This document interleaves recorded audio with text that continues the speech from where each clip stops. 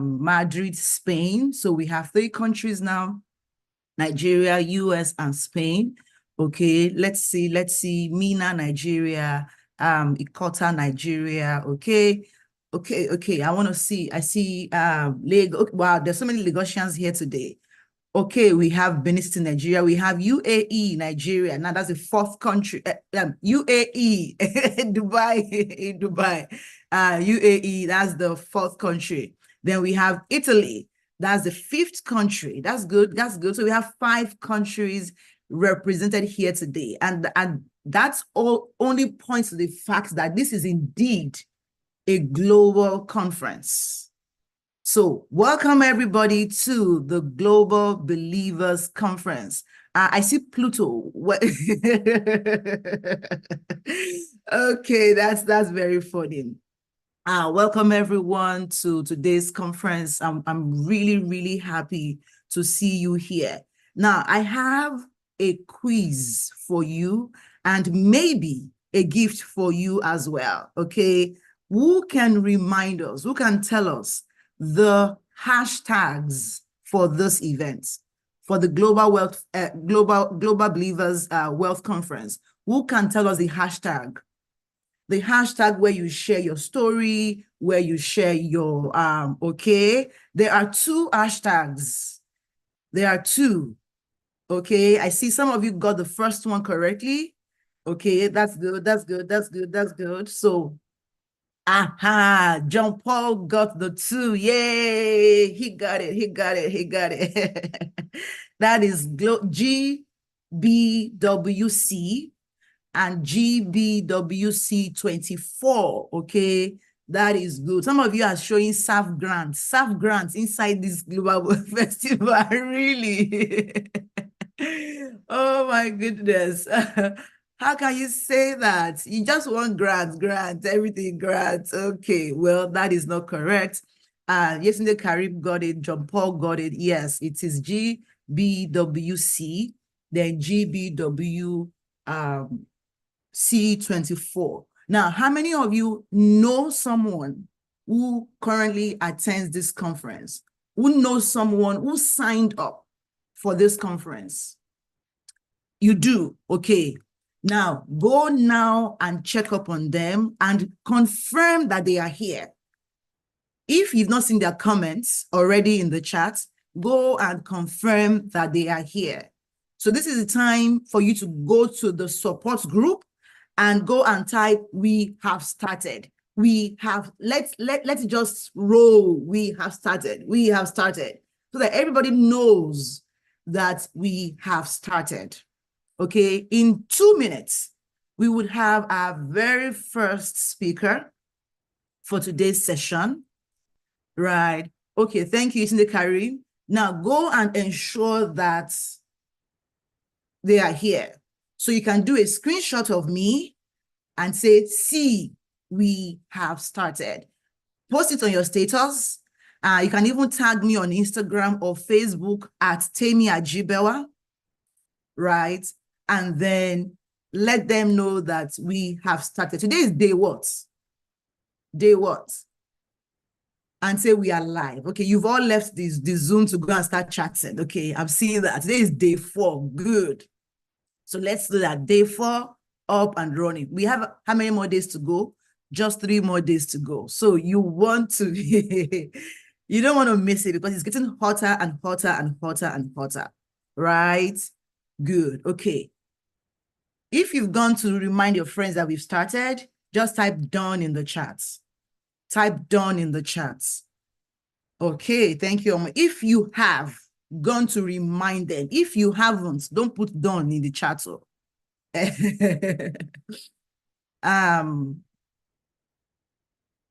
Okay, if you have, good, done. Now, how many of you have actually taken the time to share your feedback with us on social media?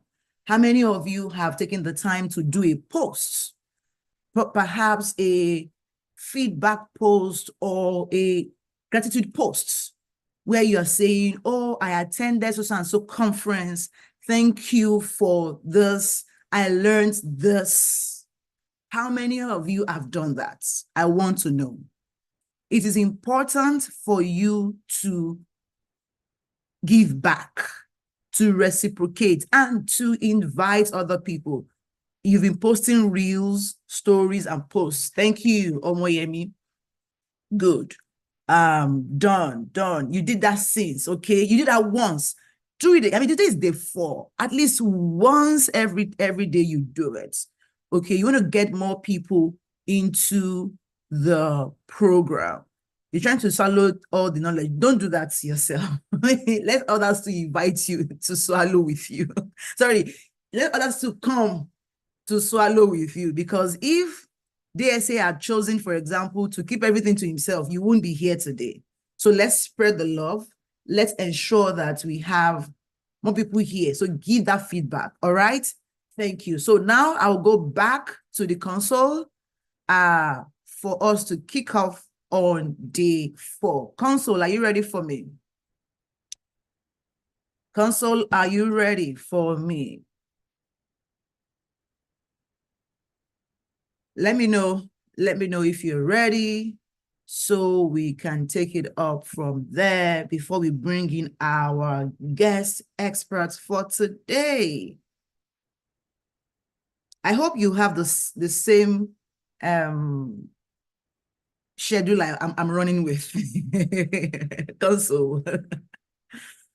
Okay, so while I wait for Console to come up, I mean, that's the tech team, in case they're not sure I'm by Console. Console is the head, that's the head office of all tech, of all media in an organization. We call you the Console.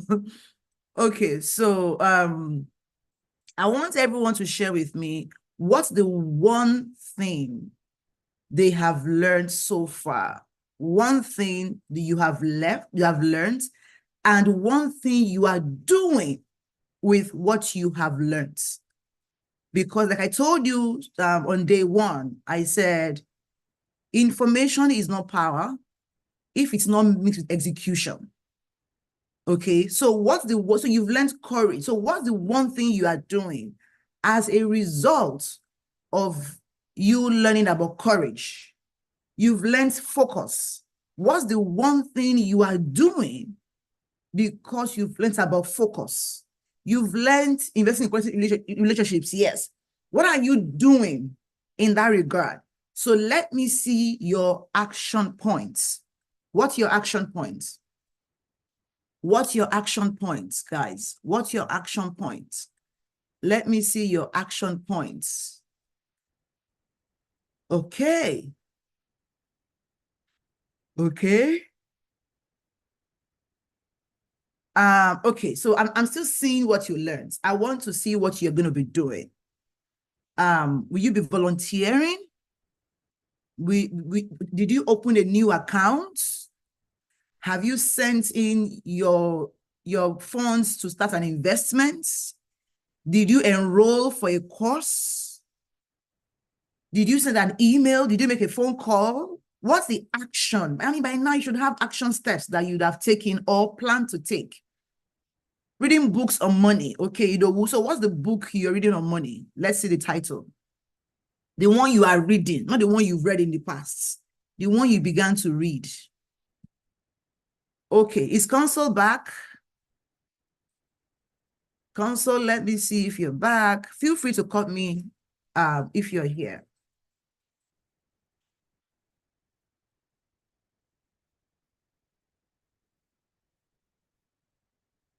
Okay, I enrolled for a course on project management. Yay, Odette, that is so cool. Well done on that. Let's leave all this smart work and build. What is smart work? So how are you doing smart work? Tell us. David Gideon. Okay, enrolling for courses. Okay, what's the course you're enrolling for? Got books writing my plans based on my income, invest. Okay. You ordered the book online. What's the book you ordered online, Victoria? Enrolled in communication course. That's good. That's good. Fantastic. Okay. Console is here. Yay. Let's do it. Embark on an extraordinary journey at the proposed Jasper Estate, Katy, where luxury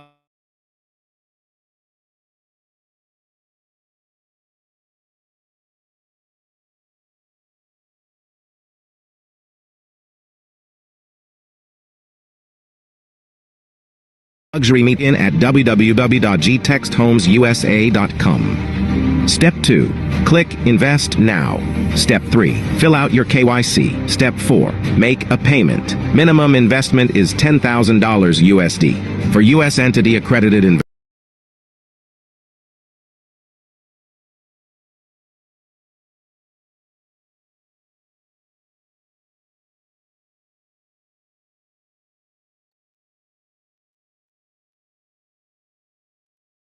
We lost the audio. Was it my end?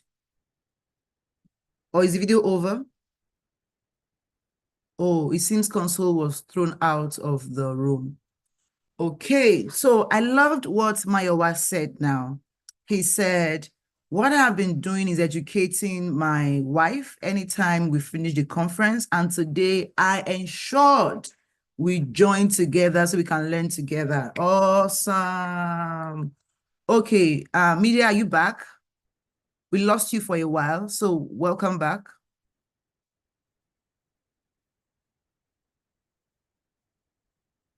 Take it back a bit because we missed some parts of it. Thank you.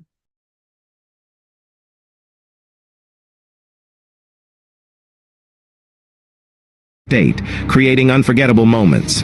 Seize your opportunity with easy investing.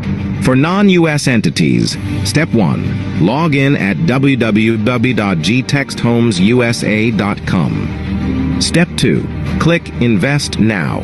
Step 3. Fill out your KYC. Step 4. Make a payment. Minimum investment is $10,000 USD. For U.S. entity accredited investors. Step 1. Log in at www.gtexthomesusa.com. Step 2. Click Invest Now. Step 3. Complete your KYC. Step 4. Make a payment. Minimum investment is $50,000 USD. Got questions or ready to elevate your lifestyle? Contact us at +1 443 790 3925 or visit info@gtexthomesusa.com. Jasper Estate. Katy is a place where every detail reflects your journey to luxurious living.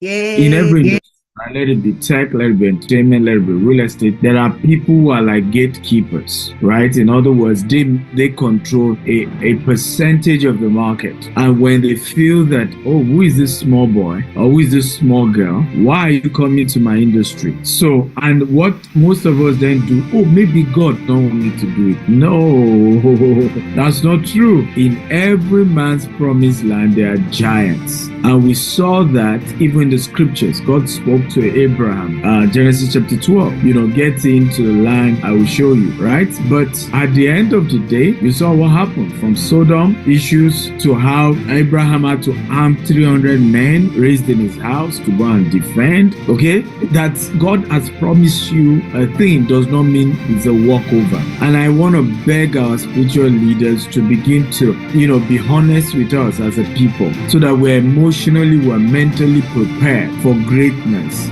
There are giants in your promised land. The fact that things are difficult does not mean God is not there. Not all closed doors, okay, is a proof that God is not there. And in fact, a lot of open doors will also be that God is not there. Because not all open doors has God stamping on it. Join us tonight for the Global Believers Wealth Conference at 7 p.m. Register on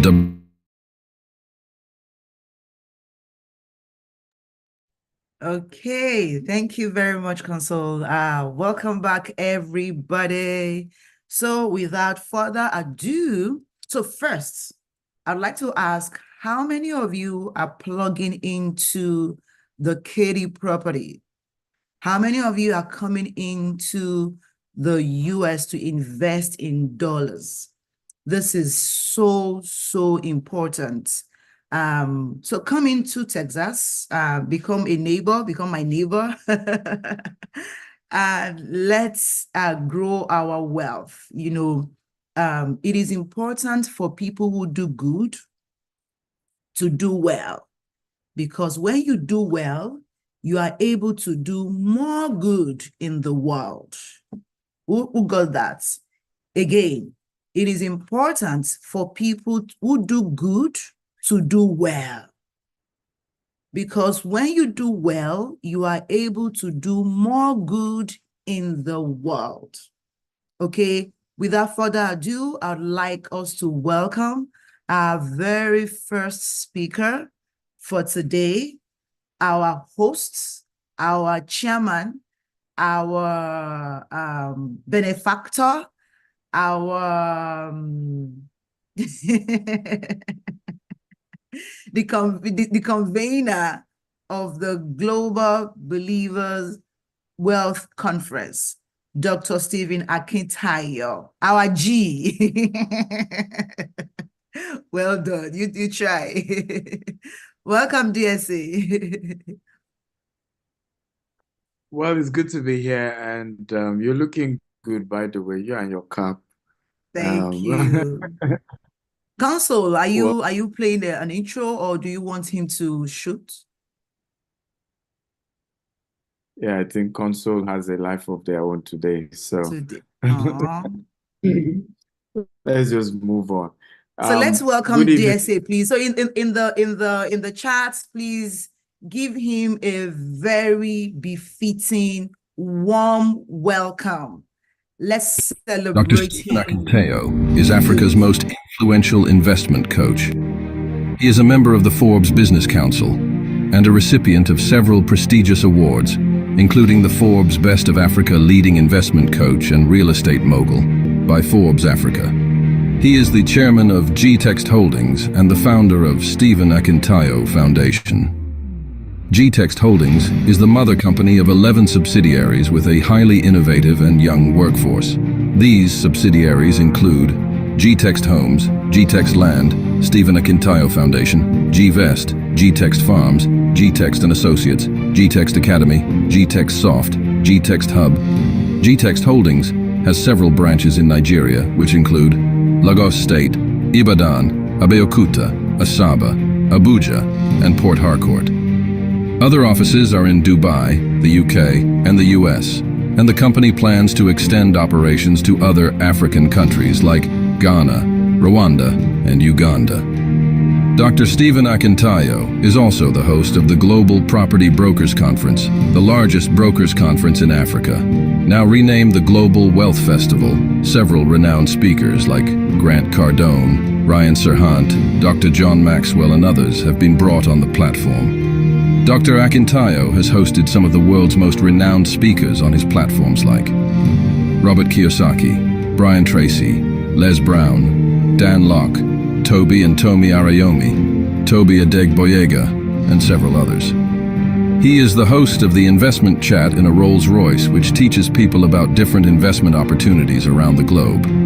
Learning Luxury Show, a show that educates on the benefits of owning luxury and monetizing it, and Big Talk Show, aimed at enlightening youths and the general public on election-related issues in order to build the new Nigeria. He is also the host of the Billionaire Habits podcast, Burj Khalifa series in Dubai. You can watch them on the Billionaire Habits podcast. Dr. Stephen is also the author of 42 books. His latest are The Billionaire Habits for Pastors, Billionaire Habits for Entrepreneurs, and Becoming a Billionaire Land Banker. All his books can be found in Dr. Stephen's books. To book him for speaking engagements, email egstephenakintayo.com and contact +234 8188 000 618 for more inquiries. Awesome. It's good to Awesome. Welcome, sir. Thank you so much. Can you help me also appreciate Temi and our unique cap as well? Come on. So give her one clap for her, then one clap for her cap. That's two caps. That's two claps. Okay. Two. Thank you so much. Started this morning, or we ended this morning talking about one of my latest books called The Billionaire Land Banker, and we're looking at that particular series. And we talked about how when God wants to bless a man, he gives him a land. And we started, looking deep into this book, and we talked about what is land banking. We looked at some scriptures, and we talked about even Abraham. And we stopped at looking at people like Daddy Gio and Bishop Oyedepo. And I remember saying, all our spiritual fathers are land bankers, right? And I gave an example of how the first set of land that was bought in Redeem Camp, first set, was 6,000 naira. How many of you know this? If you know, type I know. If you don't, I don't know. And if you heard it from me first, type I got to know it from you. I want to see your response. The first set of acres, it's just that later they started buying more, was 6,000 naira. In fact, if you check my YouTube, you see that Joe saying that at several media reports where he mentioned one of the sermons and how the first land they saw was over 50,000 naira. And he said the church didn't have the money. The church board said, Papa, Daddy, let's borrow, let's take loan. And Joe said, no, I don't believe in the policy of taking loan. Let's go and look for a cheaper land. So when one of the board members was going to Ibadan, he saw this set of people talking about this land in Lagos-Ibadan Expressway. Informed Daddy said to him, we're buying it now. He didn't even see it. He said, if it's 6,000, that works within our budget. And I think this is also very helpful for many of us who we have constantly helped to understand that life is in phases, man, and sizes you live your size per time. Always move at your pace. Sometimes, how many of you have read a book called, let me give you an assignment, The Acres of Diamond? If you read the book, type I have. If you have not, type I have not.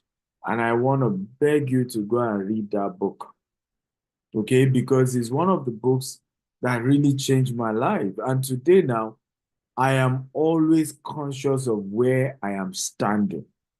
I've come off the mindset, and I've seen a lot of us even during this conference. I pray that by the 6th day, by the 7th day, you will have been totally delivered. Because when I read some comments, I still see some people who don't know that from where thou art, it begins from where you are, with what you have. There is always a miracle in your hand. And Apostle Tobi Arayomi shared with us yesterday how, this woman was supposed to be an oil magnet. And Elisha asked her, what do you have? I have nothing. Right? The widow of Zarephath too. What do you have? I have nothing except for a little, what you call nothing is enough. And this 6,000 naira that Daddy Gio had was where the whole redeemed city started from. Could any one of you believe that a city as big as Redemption Camp started with 6,000 naira in the 80s? Right? None of us will want to believe that. Today now, that same place, I look at how many of you agree with me that the growth of Redeem will have been limited if they had not had a campground in Redeem Camp. If you agree, type I agree. Because when you look at what happened in Lekki 98, who remember Lekki 98? How even because of the whole structure, people even had accidents because it was just so jam-packed and it was difficult to organize the kind of crowd that came. Right? And the only place that could have accommodate such was this land that started with 6,000. I mentioned of Bishop Oyedepo how Canaan land started. Canaan land was so far that when Bishop was to be taken to the land, if not that they were going in convoy, he wanted to turn back. He in fact said he was already very angry, saying to himself, what kind of mindset is this? How can anybody be thinking we'll come and put church inside this bush, inside this forest? In fact, the place used to be known as Igbo Irumole, meaning that it is the bush for the gods. Right? And that's where you now want to put a church that already had 50,000 members. How would they even come to the place? Right? How would they come to the place? The book I'm talking about, teaching you from, is called The Billionaire Land Banker. But the book I mentioned that is the first assignment I'm giving all of you is called Acres of Diamond. Acres of Diamond. What that book analyzed was a man who was, who had a farm. And they called him, somebody visited him and told him that, well, the latest business in town now is diamond. And told him that there is a particular location where they find diamond. And this man sold his farm, okay, and started going in search of diamond. And he kept searching. He bought multiple lands. He didn't find diamond. Right? By Russell H. Conwell. Only till later in future, the man who bought the land from the man looking for diamond was in the shallow river on the land doing something and just saw a very shiny stone like that. Took the stone, took it to his house, and he had a visitor one day, and the visitor said, "What's that on your table?" He said, "It's just one stone I saw. In fact, there are many of it close to my river." And that land eventually became one of the largest deposits of diamond in the world. Meanwhile, the original owner sold it to go and look for the same diamond. The lesson of that book is that you could be sitting on a diamond and you don't know it. From where thou art. Many of you carry diamond. And you remember the analogy Pastor Olumide gave, which was that he wasn't asking you to go and sell your kidney, but was just helping you to understand that every human being only needs one kidney, not two. And one kidney can be as expensive as $300,000. So this concept of I am poor does not really exist, because even you, as you are standing, you are extremely expensive. The organs you carry is expensive, including the organs that God gave you double as reserve. So stop the mindset, the limiting mindset of, I am limited. It's only if I go to another man's farm, that's where there's prosperity. My own farm is empty. Every man has acres of diamond, and they are standing and sitting on it. The day your eye open up to what you are standing and sitting on is the day your life changed. My own life changed when I discovered, okay, I don't know that I should tell you this. When I discovered that whatever it is I need in this world, I don't care what it is, I am actually the product. Those other things are just expression. I am the main product. Whether I'm selling a house, it is me people are buying.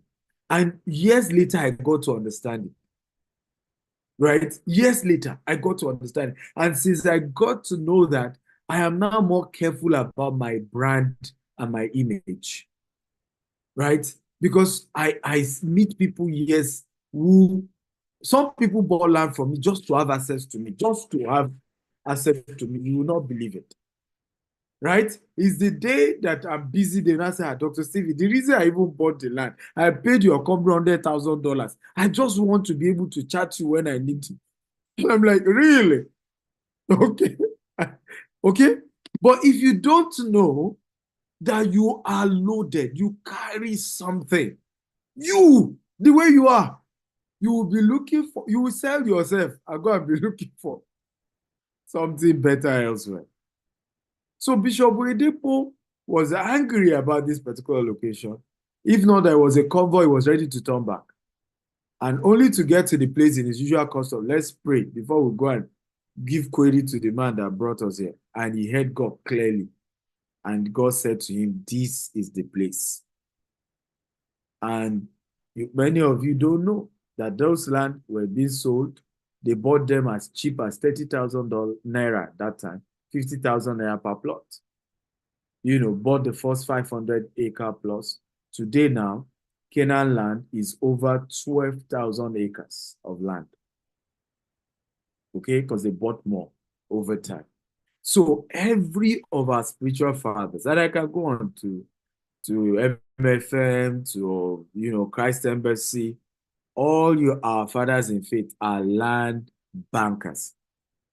They buy land in a very thick forest and then keep expanding the land. They leave the land for some years and the whole place has turned to city. Are we learning at all?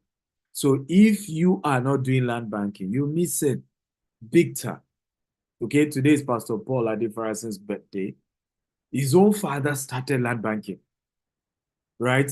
By buying, who can remember, Akin Akinpelu, right? The father retired as the former Chief Justice of Lagos State Government.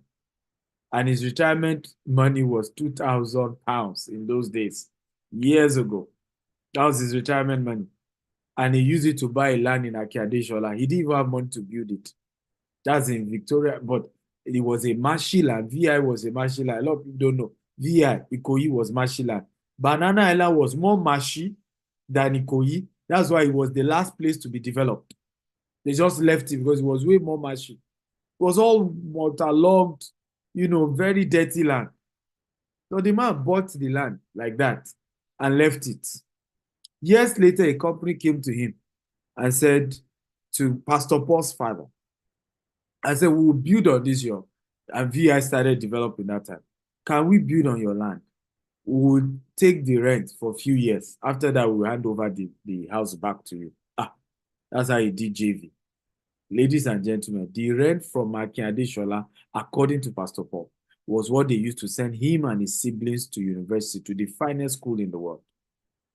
And when his father eventually died, according to him, okay, the property was sold for nearly the equivalent of $5 million from £2,000 50 years ago. Right? Ladies and gentlemen, land banking is the real deal. And stop, and thank God I've taught you that in every man's land, promise that they are giants, Don't let the giants of Omonile, the giants of, people have lost land, people lost before. Don't let it scare you. You can partner with credible companies and you can have amazing investment in land banking all over the world.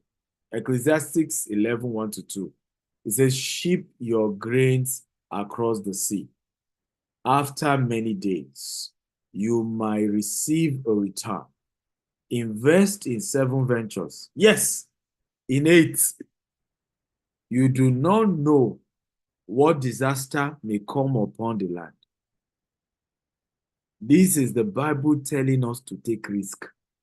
And yet, I attend churches and I see members being mocked, sometimes even by their pastors, that they lost in business. Failure is not the opposite of success. It's the pathway to success.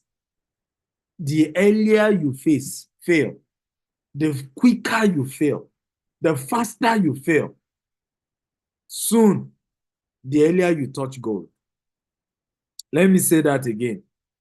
The earlier you fail, the quicker you fail, the faster you fail, okay, the sooner you will touch gold.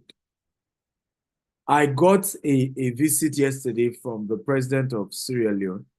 A visit from a gentleman who was representing the president and inviting me to come and invest in Sierra Leone real estate. They're going to the government is ready to give us very good land facing the beach, and we should come and invest. And it was a big plea.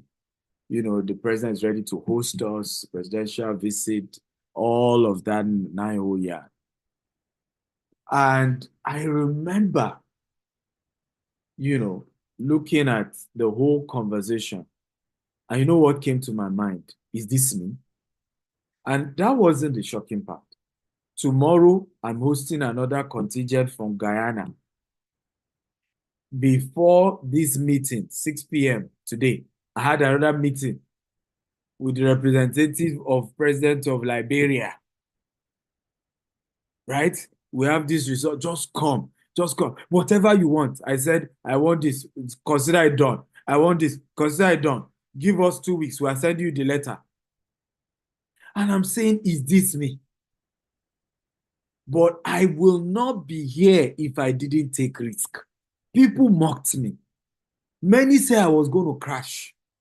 And some people are still waiting for my crash up to now as I speak to you. Some people are saying, I don't mind it. Bushing lawyer, who might crash. And in other words, let me interpret. Some people are still saying in their mind, that boy, be looking at him, he will crash. But what they don't even know is they already know that every crash is pathway for my greatness. Don't you get it? You will be laughing that I crash. I understand that it is the sign that another big door, another breakthrough. Because that failure is not the end, it's the pathway to a greater height. So we have been taught in church, don't take risk. That's why we're not having a lot of great businessmen. How come, ladies and gentlemen, haven't you thought of it? That the richest man in the whole of Africa is not a Christian. Haven't you thought of it? Adeyemi is from Nigeria. And hear this. Majority of his wealth is coming from the southern part of Nigeria, where it's predominantly Christians, because Christians don't take risk. Here's the scripture saying that, you better do 7. In fact, it's like, do 8. Because you don't even know which one will fail. You don't know which one. Expand. Take risk. You cannot be rich without taking risk. So all these excuses, sometimes I just shake my head and I'm looking. Well, Dr. Stephen, I've lost money. When I even hear how much did you lose, I just shake my head. Let me tell you this story maybe to encourage you.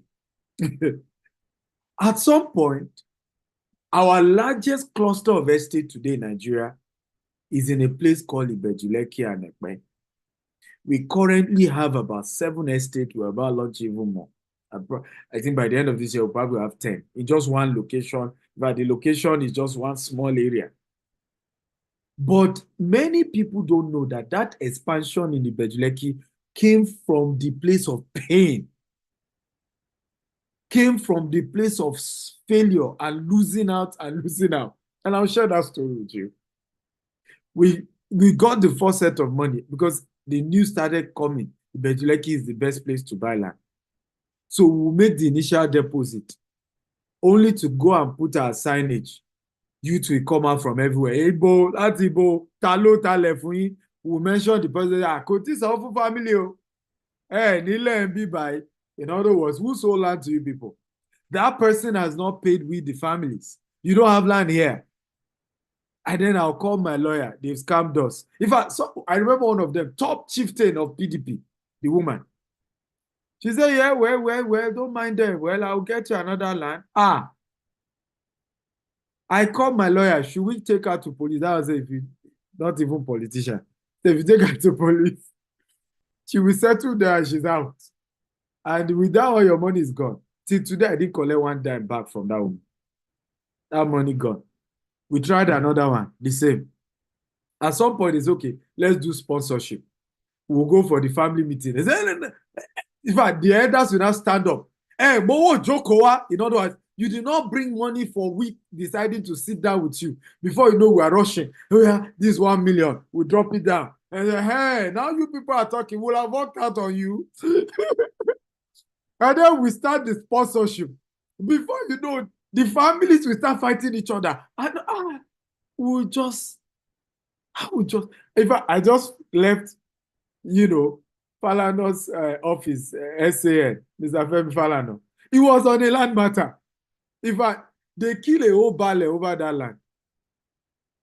Right? That land alone, we are putting almost 200 million. I remember at some point when I count my losses across all land business, I lost 120 million naira. This was many years ago. And as at that time, That's not less than 300,000 US dollars as at that time, because dollar wasn't this high. And I remember looking down. The first question is, do I play pity party?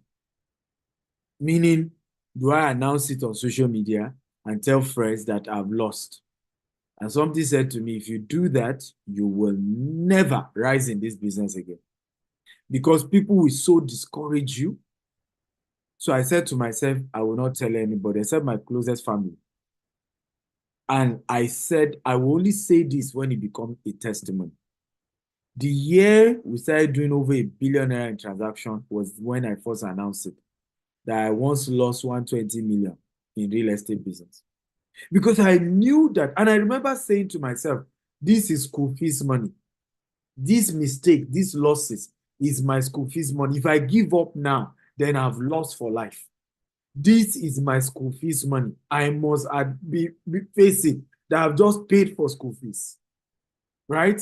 I've just learned how not to do it. It's not a proof for me to give up. And today, ladies and gentlemen, we're talking about building 400 housing units in US. Who dashed my monkey banana? We're talking about controlling tens of houses in Dubai. From that young man who will try it and fail, lose money, be cheated, and then will be so sad. But because I didn't give up, see where we are today. In every man's promised land, there are giants that want to scare you. How many of you are encouraged to do land banking now? Come on, talk to me, right? So you must understand, close the noise, silence the noise. You may fail. It's okay. It's the pathway to success. You may lose at some point. It's okay. It's the pathway to what? To success. The same people who mock you will come back and say, we have always known you will make it. I always share the story of my current media aide, right? Current media aide. Right? Her name is Tomi. Tomi used to be like my school daughter in Osu in the university. And one of those projects, I used to organize trade fair. And 2 days into the trade fair, the school management said we should close down the trade fair that was supposed to last for a week. And we have all the money vendors paid us. We paid for canopy, we paid for chairs, we've spent all the money. Now, what do we tell the vendors? That the management has us to shut down before the due date? I remember going to meet my vice chancellor, frustrating that the profit from this project is supposed to pay my school fees. He told me to walk out, get out, stupid boy. What are you people talking? Get out. He was so rude to me. Now here was I going to confront all my vendors. And this, my school daughter was with me that day. In fact, the first one, I held my shirt. And they used to call me pastor because I pastor on campus. Pastor, hey, meaning, pastor, you must give me my money today. And then, so when people say I'm humble, I have seen life. Here was I. I'm so sorry. I will so organize another one. I will compensate you and all of that. Now, after going through all that, begging each vendor, shutting down the whole thing, you could imagine how discouraged I am. We're now taking a taxi back to, because we also live around the same area with my school daughter, and hear the words of my school daughter. Pastor Stephen, you see, some people are not meant to be entrepreneurs because business is shark hit shark. You are not a shark. I'm not sure you are called to be a businessman. Oh, Jesus. She has no clue how it so hurt me. We are talking over 15 years ago. I still remember like tomorrow. I was so pained, like, oh, Jesus. It's like I did thought upon it. What talks like this? So each time I want to tease her now, I'll be like, how far? That same guy that is not meant to be an entrepreneur. You are eating out of his entrepreneurship money now. Every month, you are collecting good money, right? How many of you are encouraged today that you can succeed exceptionally, okay, in whatsoever you put your mind to. And there's no such thing as it's not meant for you. As long as it's legitimate, as long as it is godly, you are not committing a crime. Those phases are the phases I'm just learning. Today now, I practice scenario management, scenario planning. I can just imagine. I hardly launch an estate without having 3 options. That if anything emergency happen, I have 2 other options. Okay? Scenario planning. But we failed and failed and failed and failed so many times. And then we grew. And today, people just celebrate our success.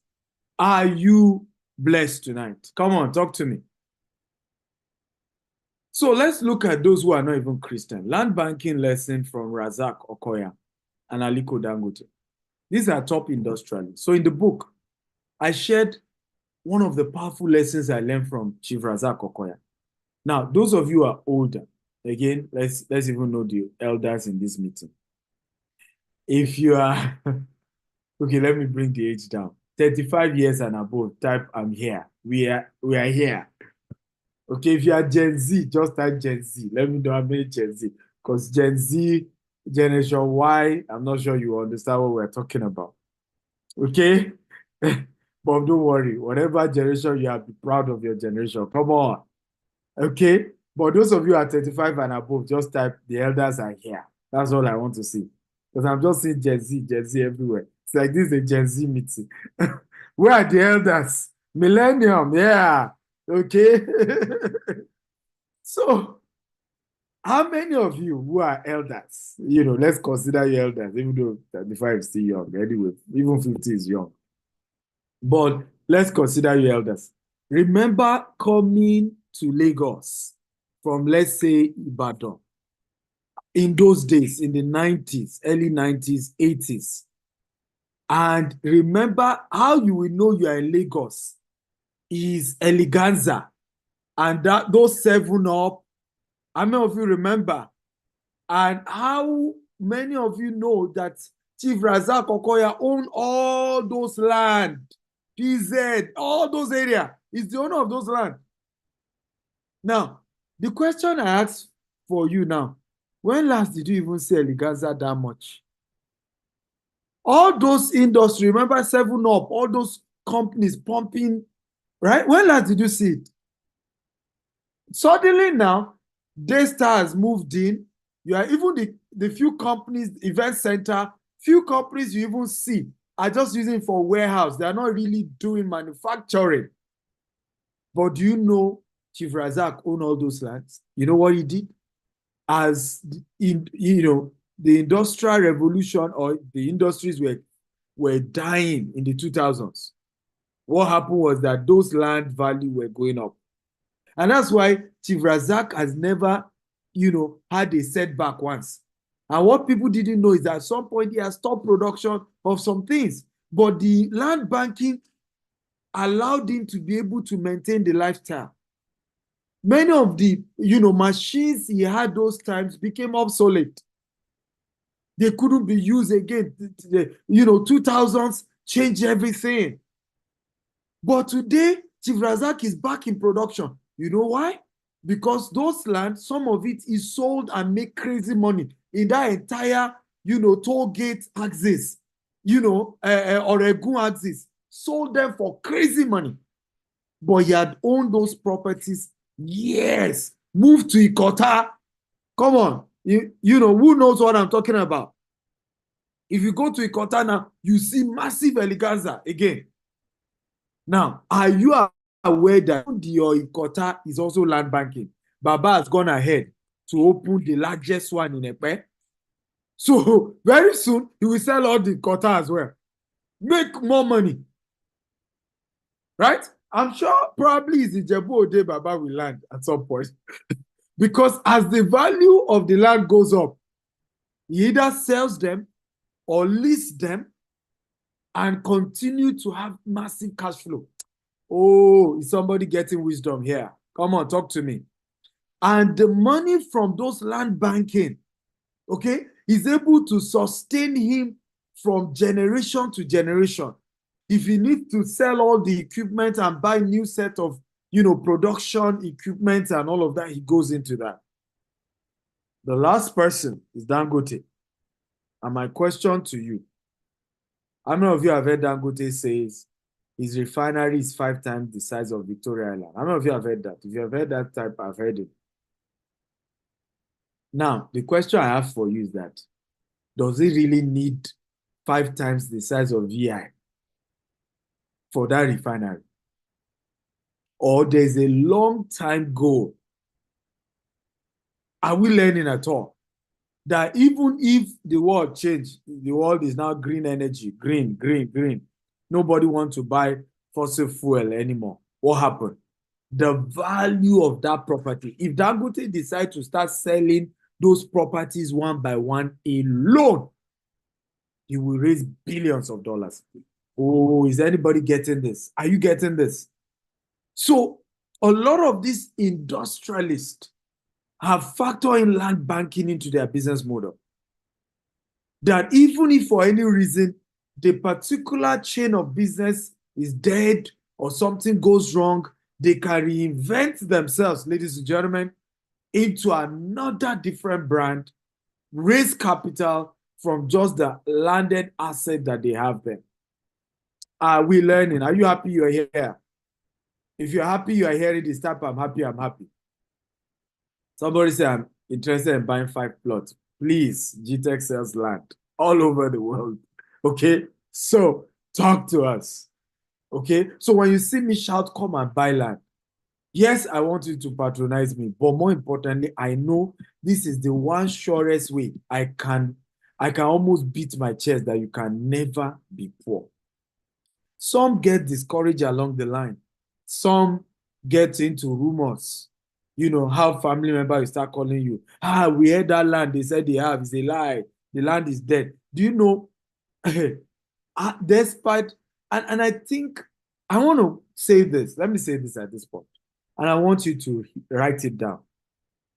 If you will be rich as a person of color, you must deafen your ears from those who have not gotten results in the area they are giving you unsolicited advising.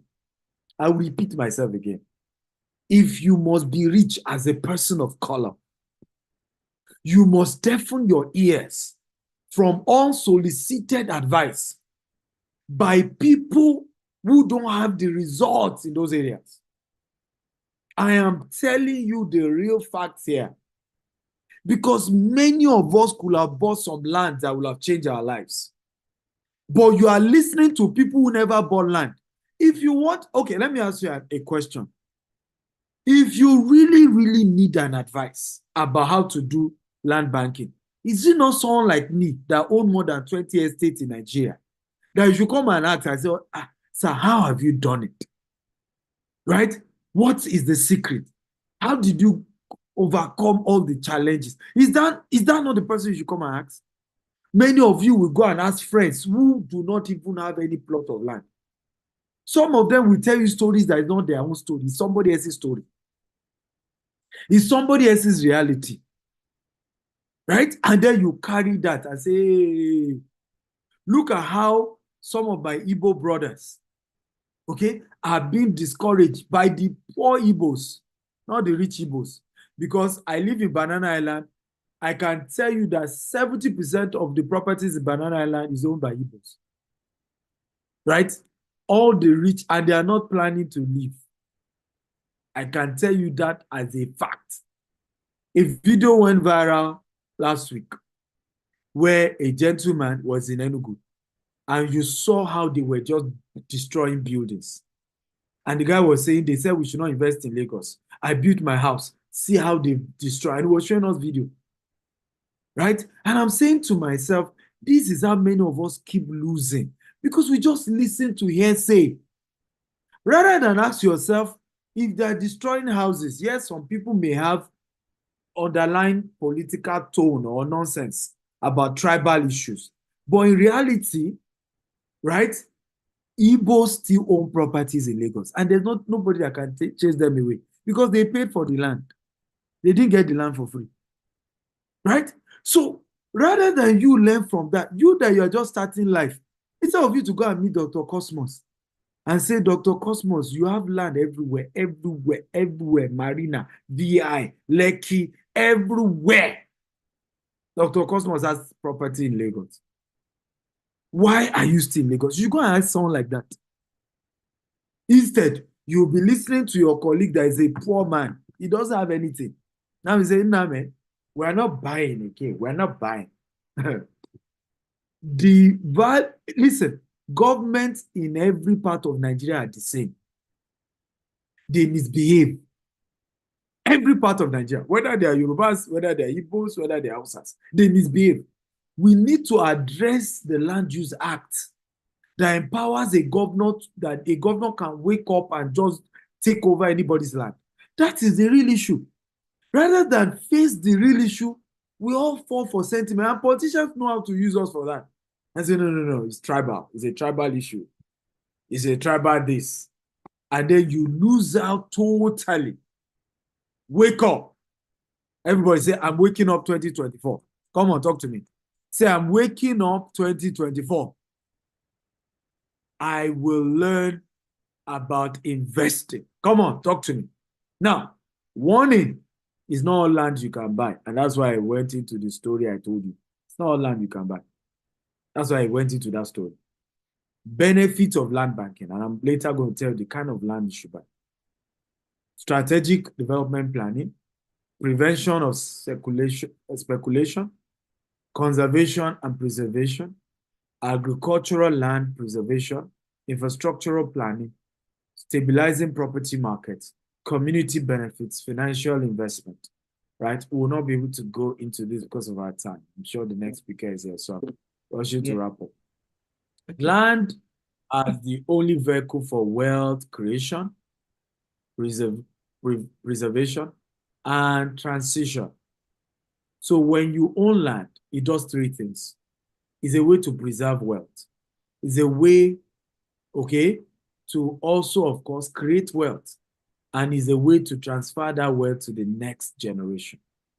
And that's why land is powerful.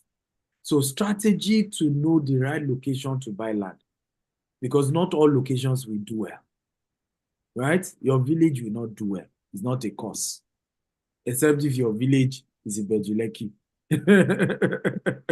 And they are putting the largest refinery. They are putting seaport. They are putting free trade zone, because that's what really added value to Bejuleki, right? So what are the things to look out for to know a land that will appreciate in value?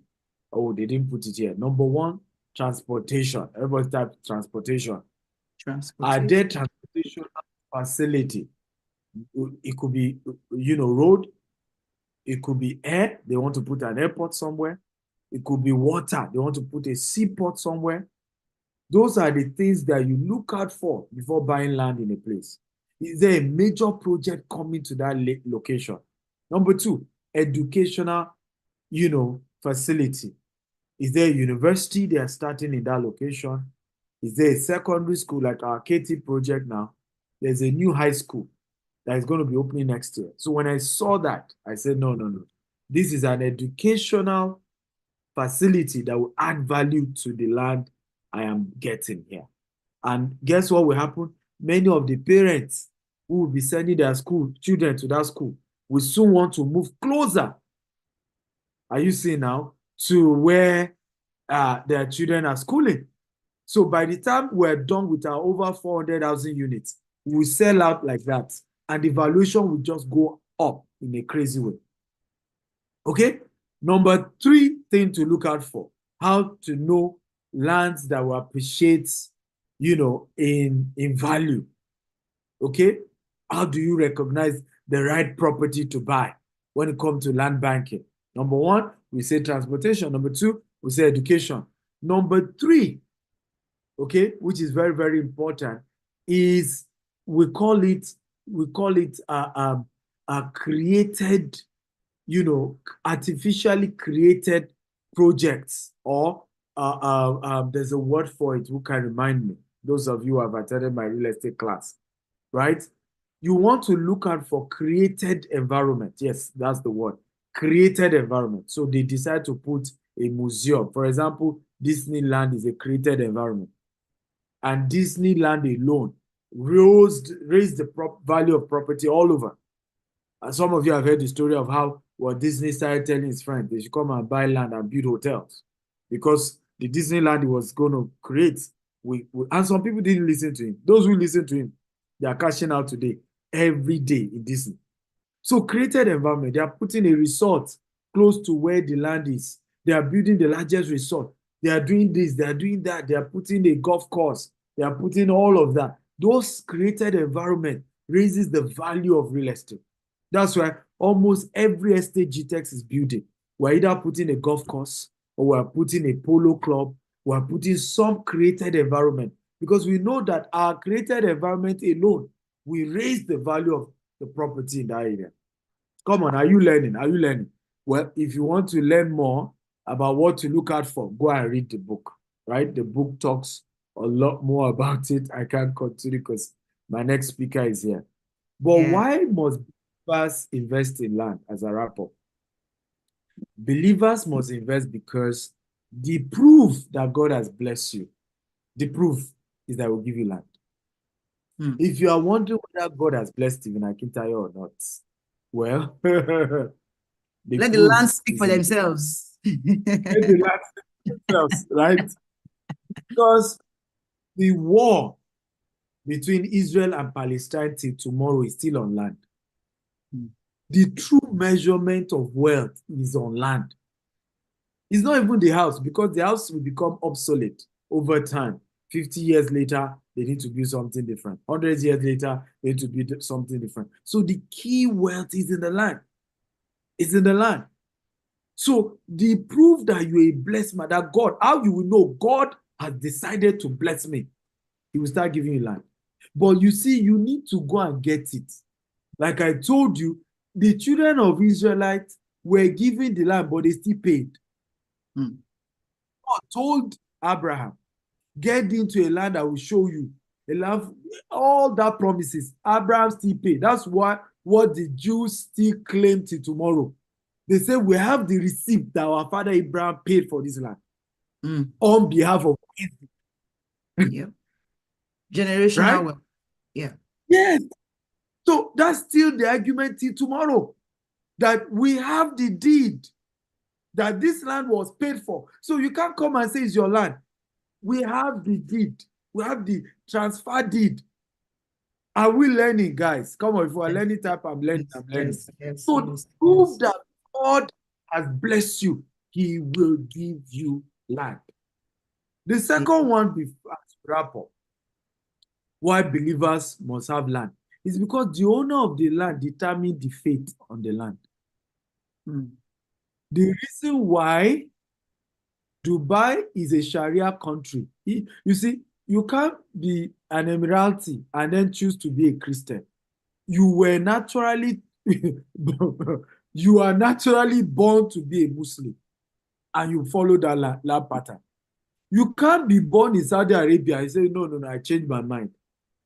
So you can't be born in China. I hope you people know that in China, you cannot practice Christianity publicly. Is it Buddhist or what religion do they practice? So the owner of the land determines the religion, the faith that is practiced on the land. I will stop there. I hope you are getting it deeper now. It's important for Christians to invest in property. But everybody, right? But particularly Christians. So we started our tour. Yesterday, we visited the Ikoyi prison. We had a great time. Today we fed, so the food was for 200 widows. We had about 350.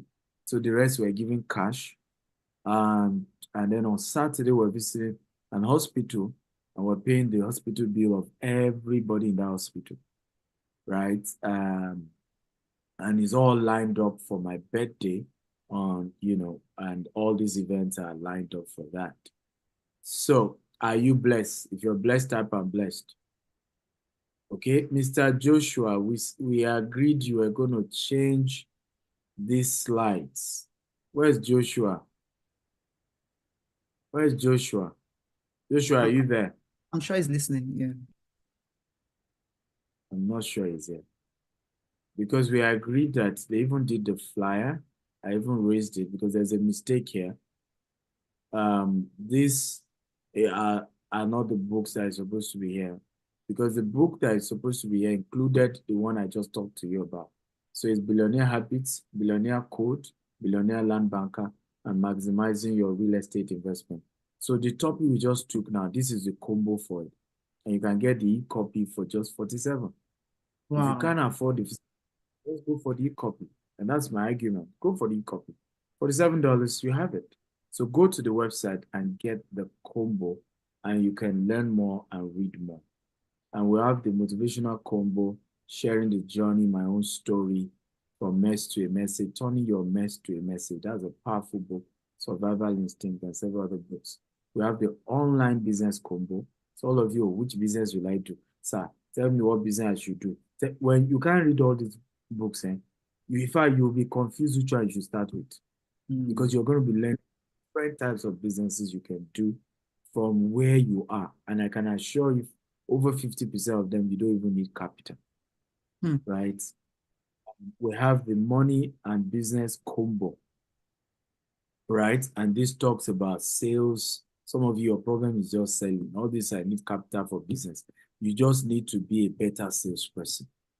Because for meat, majority, except for outside of Nigeria, in the whole of Nigeria, how do I raise capital? I sell. I just increase my sales, right? So how do you build wealth from public speaking? How do you family finance? Switch has 20 businesses you can start, right? Then we have 40. This, if you now want to get the entire combo, all my over 40 books, the e-copy, the audio version, you can get. I say, if you can't buy the physical copy, buy the e-copy. $200, you get everything. And if you want the physical copy, it's $697. Remember, we have this training coming up on 1st of February. It's going to be powerful, giving you clarity about Katie project. Temi will be there. I love her. We have a fundraising committee. We're raising the first $10 million for that place. And we're having this meeting. It's going to be very detailed. You will be getting some exceptional incentive for those who are ready to immediately invest while we're alive at that wedding. We also have, for those of you who want to be property broker, I'm leading our team, and we're going to be breaking down our products to you in US, in UK, in Dubai. We're going to be listing all the products and how you can make money for yourself this year. So all this, I don't have money to start business. Start from here, okay? Be a broker. I've raised millionaires, multi-millionaires, right? From who sold for us and their life turned around from just selling for our company. And then if you're in Abuja, come on, if you're in Abuja, type I'm in Abuja. Okay, next weekend, I'm coming to Abuja, 2nd to 3rd. Transcorp Hotel, we changed the venue to Transcorp Hotel. The price is now 300,000, no more 200,000. The 200,000 promo is over.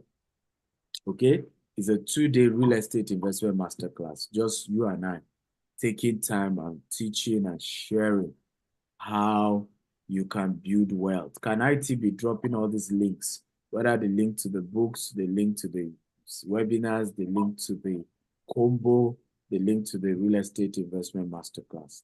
And as well, we now have a community. For all of us attending this event, we have a community you need to join. Whether you're watching on Zoom or YouTube or Facebook, we have massive, viewers on Facebook watching us, right? You need to join the community. So if you can help me drop the link on Facebook and YouTube as well. It's a WhatsApp community where you'll be getting a lot more further information even after this conference, right? Ladies and gentlemen, have you been blessed? Are you happy you're here? Yes, I will be back. Our second speaker will take questions with all of you, okay? God bless you. Thank you for having me. Thank you so much for being here. Thank you. Can everyone see me? Console, can you please highlight me? Can you spotlight me, please? Not side by side. Good. All right. Hi, everyone. Welcome back. Welcome back. Welcome back. Shake your body, shake your body, shake your body. Move your waist, move your waist. Oh, goodness. Okay, welcome back, everyone. So I was going to just crack a joke before DSA left that I won't be at the KT presentation. Sorry, I won't be at the KT class. No, I'm going to be at the Katie class. We've told you, it's not Katie, it's Katie. Even though it's spelled Katy, we've told you. All right, so who wants to share? So we have our second speaker. I'll read his bio in the next few seconds. But while I read his bio, I want you guys to drop in the chats one thing you learned that was not spoken in today's class. What's the one thing you got out of the session, but it was not in the slides? It was not in his words. That is how you learn between the lines, okay? I learned something, and I will put it down once I'm done with this bio, but I want to hear from you. Was there anything you learned that was not spoken? Okay, so allow me to introduce to you our very next speaker, Dr. Akin Akinpelu. He is an official member of the Forbes Coaches Council. He's a performance coach, development consultant, author of several books, and keynote speaker. His purpose is to discover, develop, and deploy people and systems to their full potential. He is the CEO of Akin Akinpelu Learning and Development, an innovative consulting, training, and research-driven company demonstrating expertise in the service industry per excellence.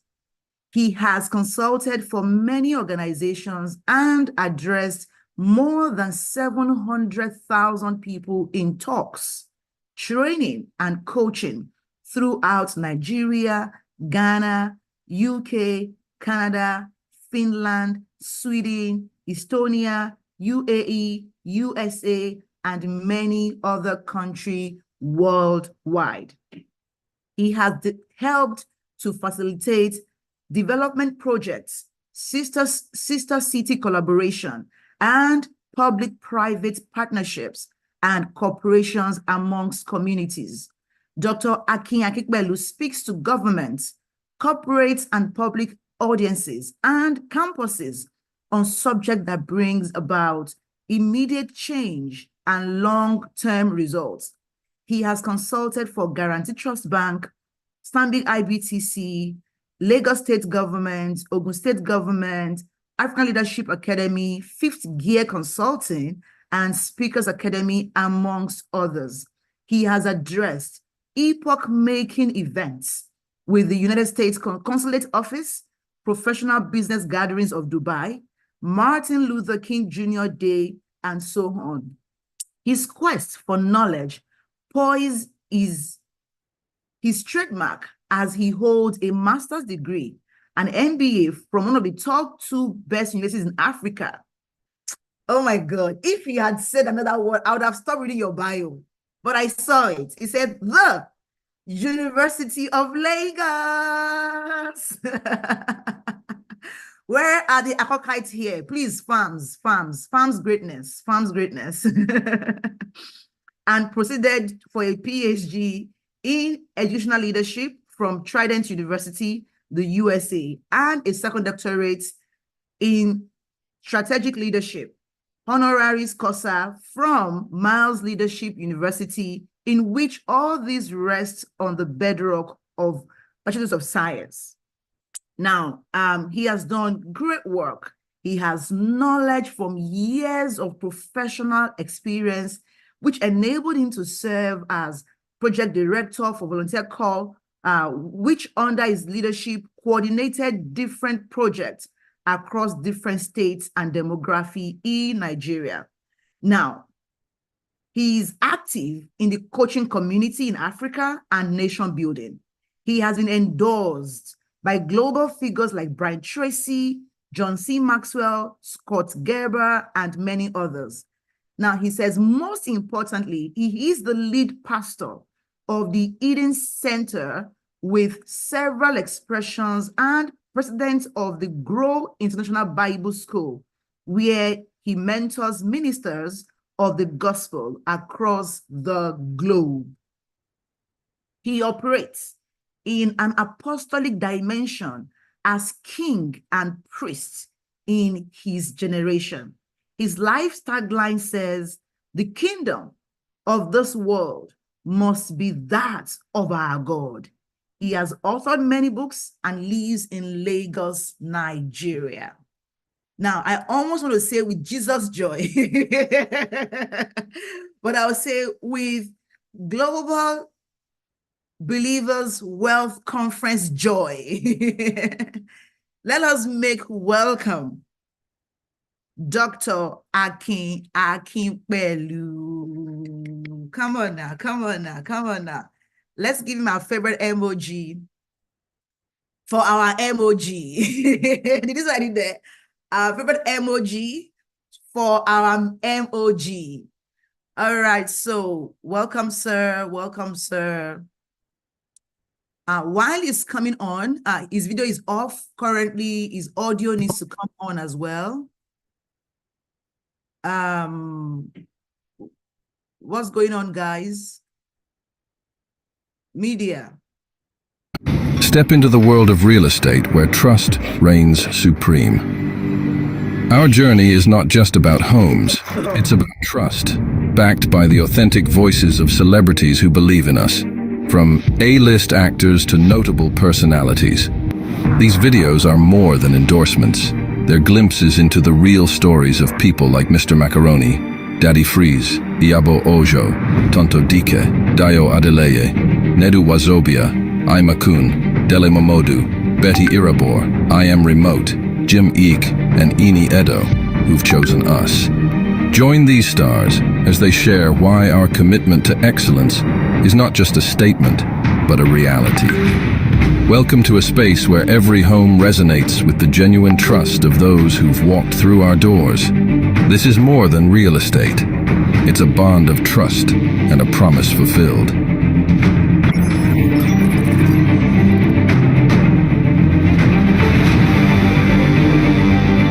In the world's foremost online wealth university, learn how to build your finances through several profitable businesses. Learn how to start and build a business into a successful global company. Learn how to trade Forex, stocks, and crypto in the financial market. You can learn how to build a real estate empire like Dr. Segun Akintayo, and even learn about e-commerce, public speaking, and digital marketing. With our new state-of-the-art mobile app, creating wealth by gaining knowledge is even easier. You can now take your classes on the go and in multiple languages, interact with tutors, join an ongoing discussion.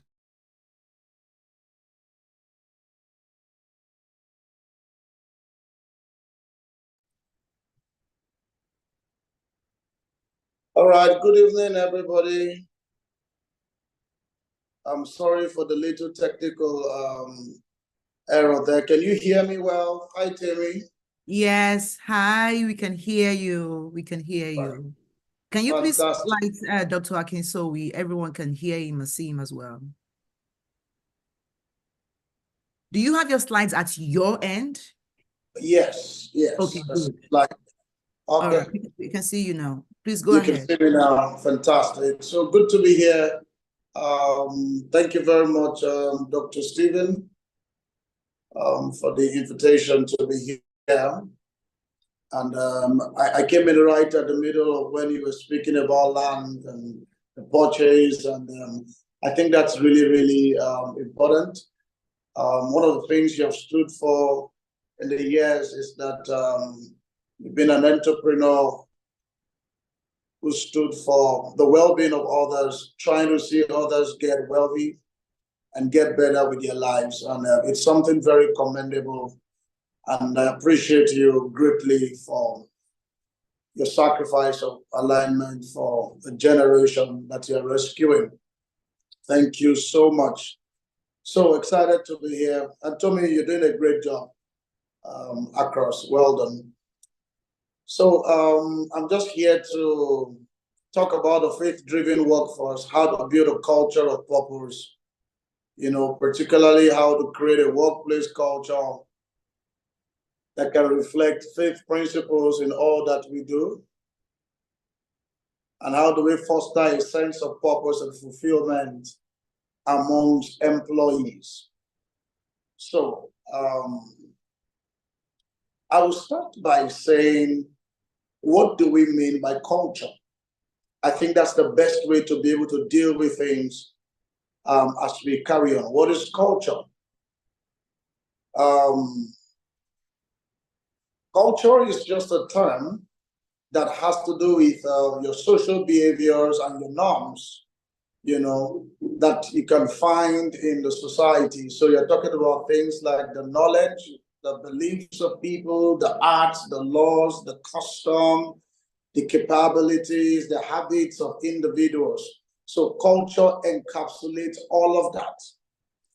So when we now say organizational culture, it means something else. If you say organizational culture, now you're talking about a set of shared values and beliefs that underlie a company's identity and guide employees' behavior. So somebody says that I come into your organization and I came in to work for you. The moment I came in to work for you, there are values that I must imbibe, there are beliefs that I must imbibe, and I must be able to represent them.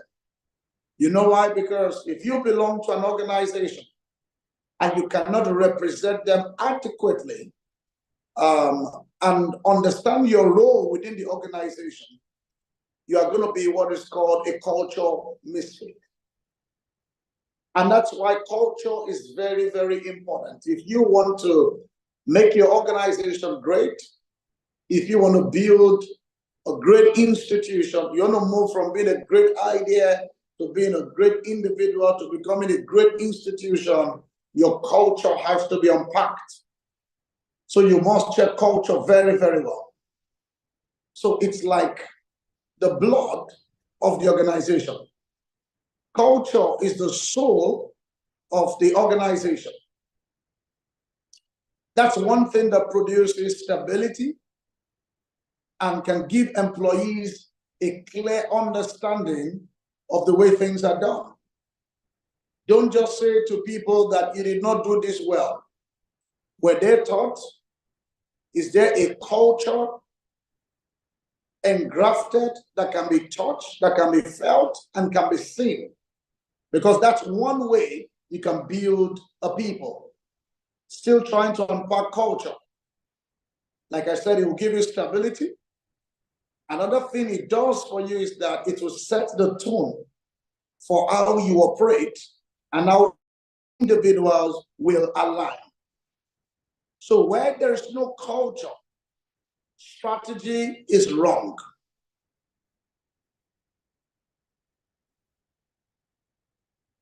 Sorry, somebody's writing something in the chat room. Is that for me? Okay, the phone's front camera. No, please. That may be an error from them. Just okay, maybe your own phone camera, maybe it's blurry. But can you see me, Tomi? Yeah, I can see you actually. It's hear me well. It's a bit blurry, but it may be the quality of your video. But I think your slides are more important at this stage. Okay, beautiful, beautiful. So, like I said, it provides stability. So if it provides stability, it gives employees a technical know-how on how they can align and how they can also interact even within the organization. So that's important. It sets the tone for how the organizations will operate and how they can interact. Now, I want to show you a video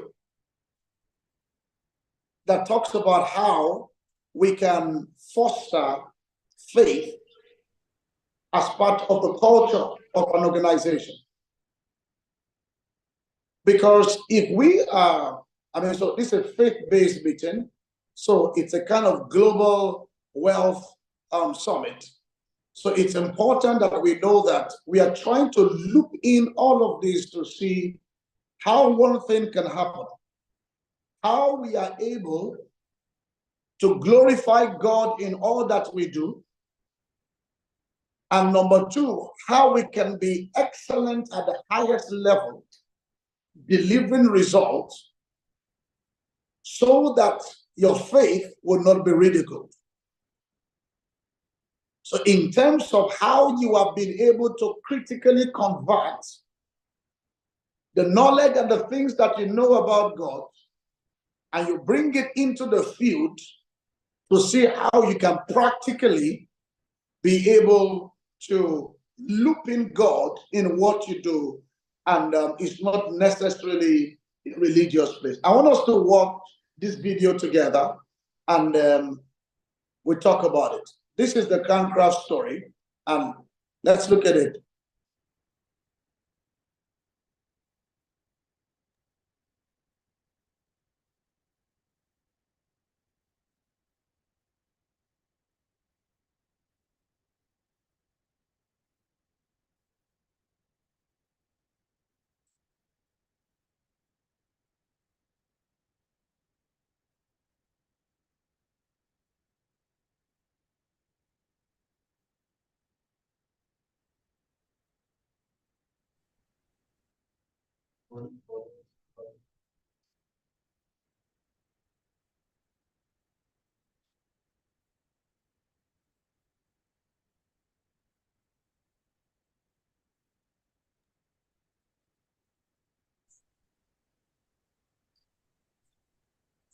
We can't hear the audio. I think you may need to share your audio.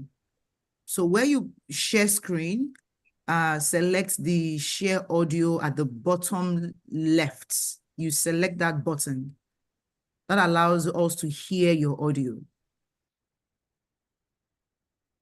You are muted, by the way. Sorry, it's my office trying to... Okay, so you may have to reshare your screen. So stop sharing, then reshare. Now, while sharing, select the small button to your left that says share device audio. It's your bottom left, usually. It says share sound. And then select your screen as well, and then play. Let's hear that. All right, they're working on it immediately. All right, then.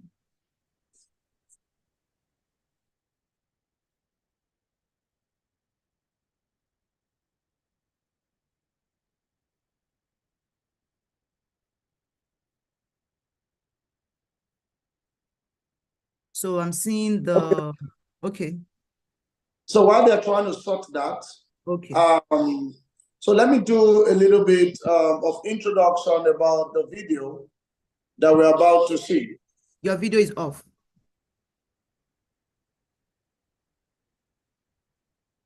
We can't see you.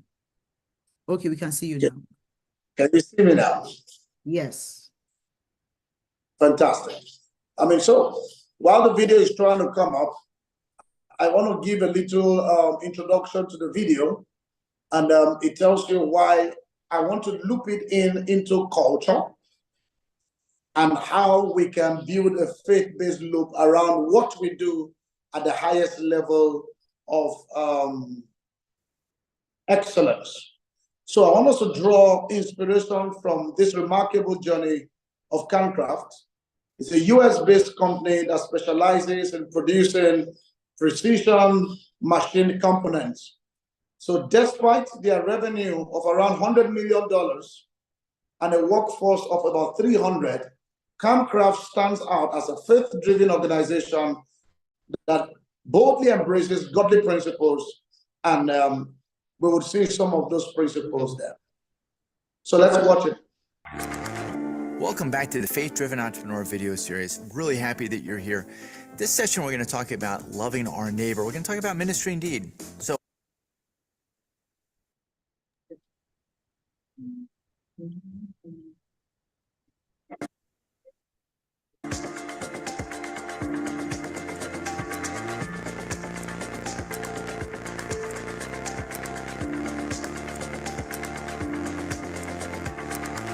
welcome back to the Faith Driven Entrepreneur video series. Really happy that you're here.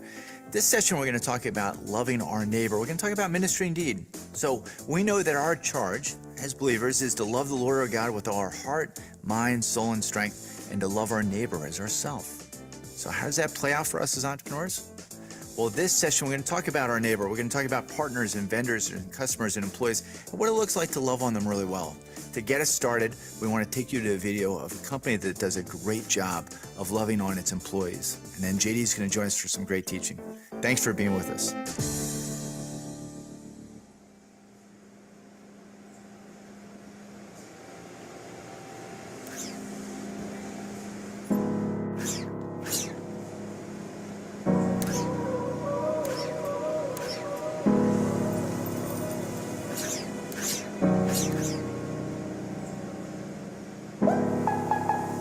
This company, they know how to treat their employees. They invested a lot in me already. I'm operating 3 machines, so it's pretty interesting with the robots and everything. This company seems to genuinely care about us. We're very intentional about thinking about the whole person. I want to do the right things for our customers, be a great place to work for our employees. I want this business to grow. I love working here. This has been the best employer in my life. Our family bought the business in December of 1986 and immediately thought, we've got to put a mission statement together that clarifies what is the purpose of the business. And it was a little bit longer than it is today, but essentially it's the exact same message. We wanted the purpose of the business to be to glorify God. And that foundation has continued to guide a lot of the decisions that we make in business. We specialize in highly engineered, very precise components. We have about 280 employees. Our sales are just under 70 million. We manufacture things to a micron level, which is 40 millionths of an inch. I interview everyone that we hire. So I always ask them, what is different about Campcraft from where you came from? And on the surface, it's organization, it's cleanliness, it's investment in technology. But over time, I think they begin to appreciate our culture and how we go about glorifying God with our business. If you work in a place that you don't want to be, you're not going to be, you're not going to be doing the best you can. And when you're in a place that you actually like to work and you like the place, you're going to try your best. It's a really clean shop. There is no management pushing you forward. They just give you free hands to do as best as you can do. If you have any family issues that you need to solve, they'll let you go and deal with the family issues and take some days off without hesitating. They'll do it. I would get job offers because of my skill set. Once they did the background check, they would kindly call me and tell me, unfortunately, we cannot offer you the position. Came from a background of chasing drugs, chasing women, chasing money. I was a convicted felon. I'll never forget the words of the person that interviewed me. He said, those values that we have on the wall to glorify God, we really believe in that.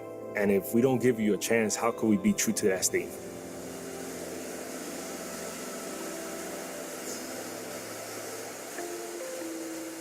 Transparency is something you hear a lot about today. I do want to share with our employees what's going on, what we're doing. And so the quarterly meeting for me is probably the most effective way with all of our employees because all of them are involved in that. Most of other companies, they don't want you to know how their company's doing. this company does. They let us basically know everything, almost everything that they know. We share what our sales are by quarter, by day, by year, what our goals are. For the employees, we get a sense of how we're doing economically and how we're actually doing as a company as a whole. Transparency with our people helps build trust. And if you have trust, then you can get the best of people, the best of their mind and the best of their heart. Our customers can buy from anywhere in the world, and they really don't care where products are coming from. They need the highest level of quality. They need the most competitive price. And so we introduced automation into the company about 10 years ago. And what our folks have seen over the years is the more automation we've brought in, the faster the company has grown. When I started here, I was checking the parts by hands, and it was like around 4,000 a day. Now I'm operating 3 machines, and they are making 1,200 parts per hour. What if we can have a robot instead of a human being too close to the machine anymore? They could get hurt, but a robot is just a robot. I don't have to manually switch the parts using my hands, shut the door, press start. You can use automation to eliminate jobs. That's clear. What we have found success with is using automation to actually leverage our people to make jobs safer, more productive, and it actually ends up protecting jobs. We've never let employees go because a system or a process has been automated. We can't find enough highly skilled people. And so for us, we want to use those people. We want to extend that resource, and automation allows us to do that. Machines can't glorify God, but people can glorify God. There's physical needs that we try and meet. There's spiritual needs that we try and meet.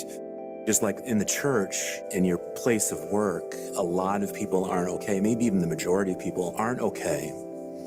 And they have struggles and they have needs that can't be met outside of talking to someone and say, hey, I need help. So we hired a chaplain, knowing that employees have got issues that they might want to talk about. And they can be matters of faith. They can be matters of health or issues that people go through. And so Santiago is here a couple of days a week on the day shift and the night shift. They know how to fix a machine. They know how to make a machine. They could build you almost anything. But the human is a living thing. I get to walk into their mess, into their ugliness, into their soft spots. We, as corporate chaplains, are very intentional to make sure that everyone, regardless of faith, is treated and loved and shown and respected because they're made in the image of God. Not everybody here has the same faith. The chaplain here treats those employees with the same amount of respect, showing the people that he's really there, that the company is really there for them. And that's something that I had never seen in a company before. People will confide in him. He will go to their homes. He'll do whatever it takes to show people that he cares, that Campcraft cares, and that God cares. I want our employees to feel like this really is a good place, a great place to work. And I want to glorify God. I want people to be exposed to the gospel in one way or another. What I'm most proud about here at Campcraft is our investment in people, culture, and technology, that investment and care for the whole picture. We try really hard not to just think about things in those terms, but to make provisions in those terms. How are we providing for our people in those areas? I work here for 13 years and I just like here. I like the people, not just co-worker, but friends. Working for them, it's given me this peace of mind. When I go to work, I'm not stressed, That's the best place that I ever been to. And hopefully, I'll stay here as long as possible. For me, it's something so special to be in this place, to be at Campcraft, to be who I am today.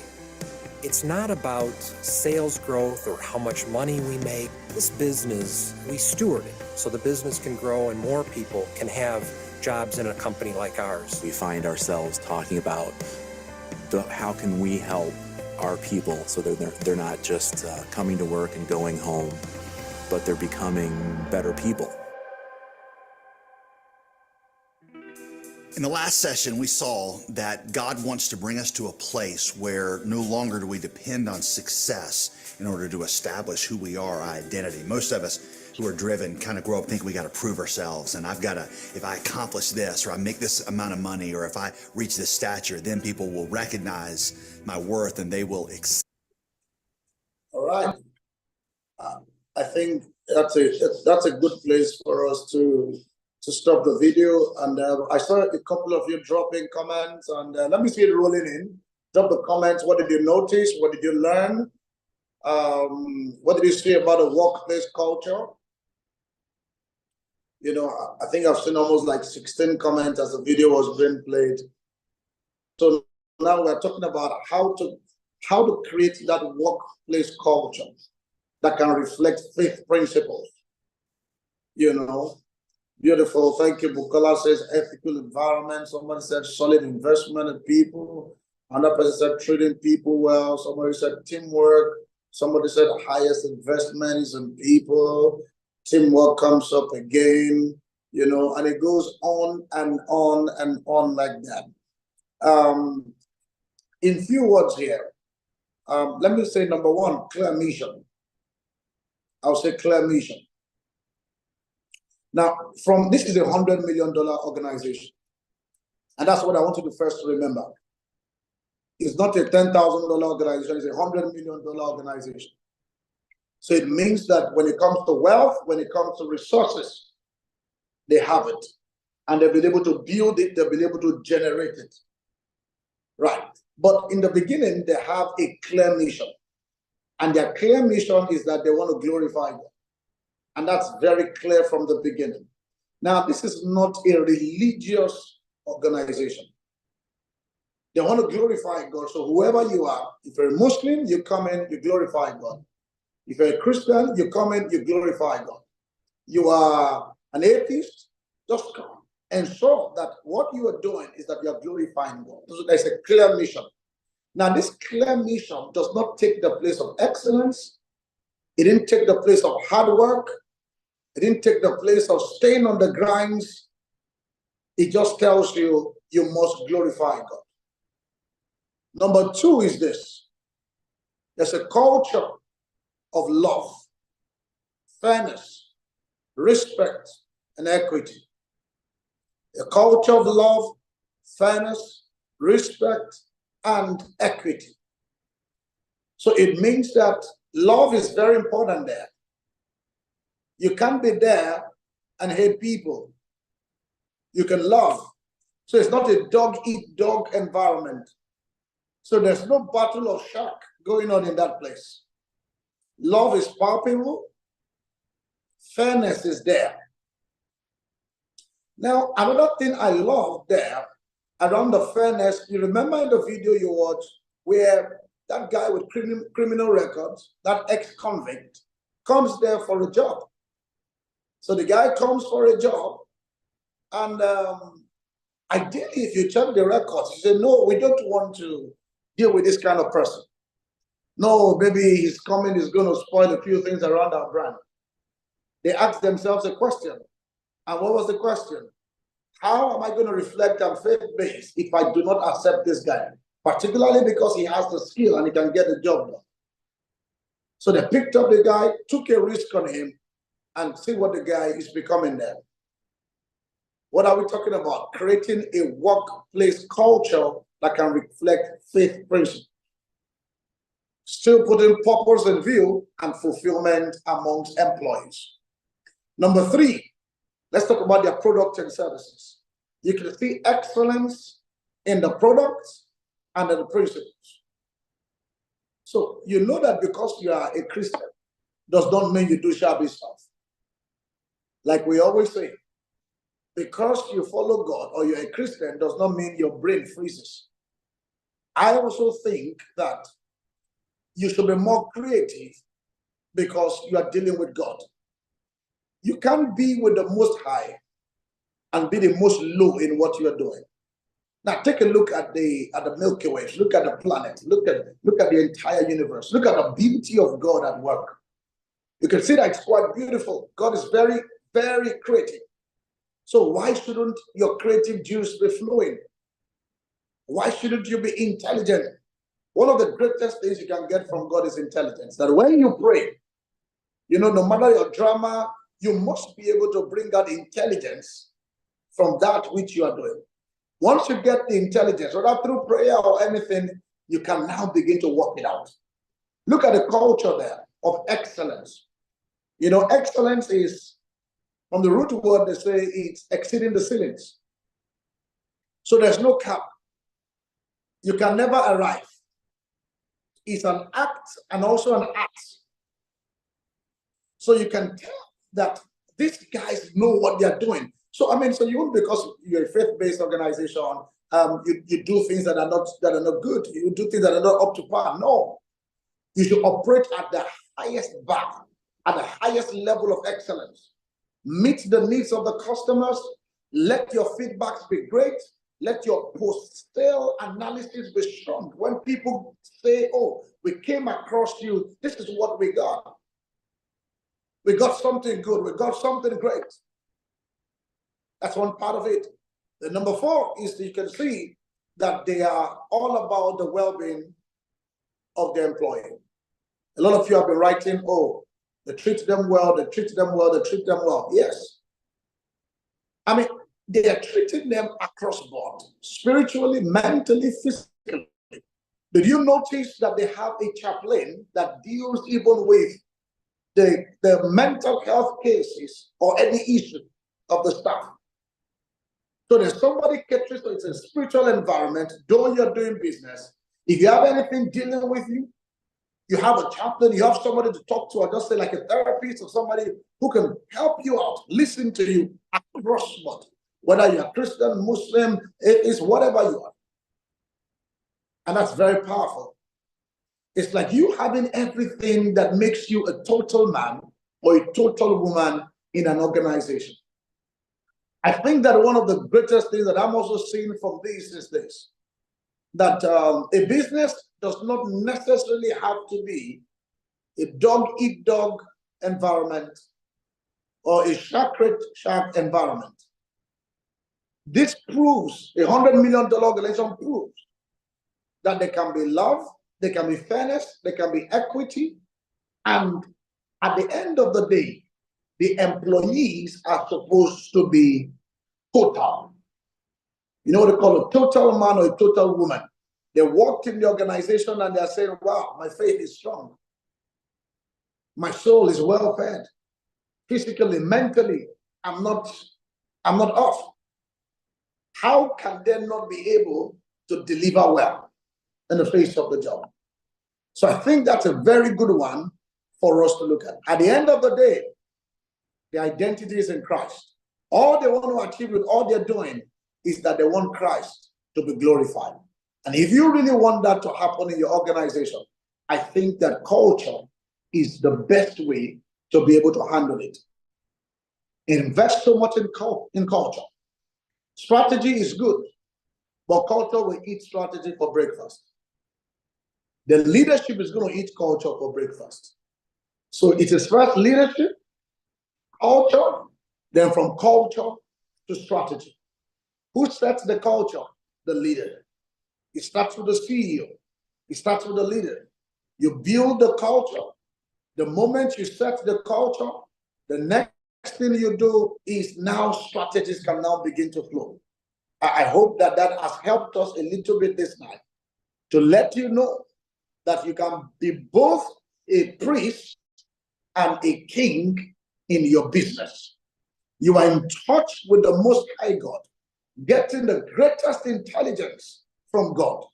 You are bringing it into the business world, creating a great culture and building a healthy environment. This is one of the things that God prophesied. In the book of Zechariah chapter 6, the Bible explains that there's about to be what is called a harmony of peace between the kings and the priests, which means there will be no difference between your faith life and your work life. There will be no difference between your faith life and your business life. You would bring in the culture of the kingdom, bring it into that place, work it out and smash your goal. In fact, better than the secular or the people who don't know God will do it, and still be able to say that Jesus is Lord in all that you are doing. I think this is a practical way to show entrepreneurship as a faith-based endeavor. I hope that this helps us. I'm open to receive our questions. You can, maybe Tomi is going to tell us how the questions will go. I'm going to take a few questions and we'll look at it together. If you want to get my books, you can get a few of them. I have one here called Stay in Your Process, forwarded by Brian Tracy. He was very impressed with it. I have another one called Dominion, Understanding the Technology of the Spirit. That talks about wealth a whole lot. It talks about wealth a whole lot. A friend, Apostle Solomon, watched that and said that was very beautiful. If it impressed him, maybe it can impress you. I have one called Not Guilty, a story of scandal of grace. I have one that has to do with 7-star teacher, anybody who gives knowledge to people. You get a 7-star teacher, forwarded by great people like Andrew Nevin and the rest of them, co-founders of PwC. I have 2 more that I can't find here. There's one called Networking Your Way to the Top, how to network your way to the top. You know, a phone number is going to be dropped if you need it. And there's one, my latest book that is just arriving, is called From Streets to Forbes, how I grew up from the street and how I found my way at a pinnacle. I think it's going to help you. So, and I'm going to give it at a very, very discounted price. Very, very discounted price. It's going to be probably less than $5 if you hit in immediately after this meeting. Max, you get it for $5 each. So let me go for your questions. Temi, or if you have your questions, can you type it in and we'll take it from there. Thank you. Thank you so much. For a moment there, I was locked out, but I'm back here. Thank you for that amazing, illuminating session. Now it's time for us to take questions for both sessions we've had today, now. First from DSA session, and then from Dr. Akin's session as well. So guys, if you could please stop sharing your screen, Dr. Akin, thank you. You know, earlier on, I asked that we should say something we learned that was not said in the class. And then somehow that same lesson was, I won't say repeated, but also highlighted again during Dr. Akin's session. So I lost the chats from previous times when I lost my network. So if you want to share something you learned, and then we'll take questions. So let me see, if you asked a question earlier on, can you please resend it? I don't have any questions in the Q&A box. So drop all questions in the Q&A box. Okay. Now, one thing I saw earlier from Dr. Akintayo's presentation was how he taught and how he learned from not just Christians, but also non-Christians. So he began the learnings and he said, okay, from pastors. So he made reference to Pastor Adebowale, Pastor Oyedepo, Pastor Adefarasin, and all of that, right? Then he said, even non-pastors. Now, I've said that to say that you want to be deliberate to learn from where there are lessons. Not necessarily from the person itself, himself or herself, but from the lessons that you can see, that you can feel, and that you can also implement. All right. So he mentioned the Okoyas and so on, who are not even Christians. This means that rich people don't discriminate where the lesson is coming from, as long as it is applicable and it is tangible, it is experiential, right? So I see a question coming now. Okay, and I would address it. It was addressed to Dr. Akintayo, so I will ask the question now. Thank you very much. If you have other questions, please use the questions tab to drop it. So I'll take the first question. Now, I still want to hear from you guys how, what you've learned, particularly I saw empathy, I saw all of that in Dr. Akin's session, but I want to hear from you as well. It's important you know what you're learning so you can implement it. So somebody asks here, they said, DSA, you talked about how you lost 120 million when you started real estate in Nigeria due to Omonile. Please, does it also happen in the US real estate or other estates all over the world? No, at least not in the US. There's a lot more structure and system here. Then somebody also said, thank you so much for the session.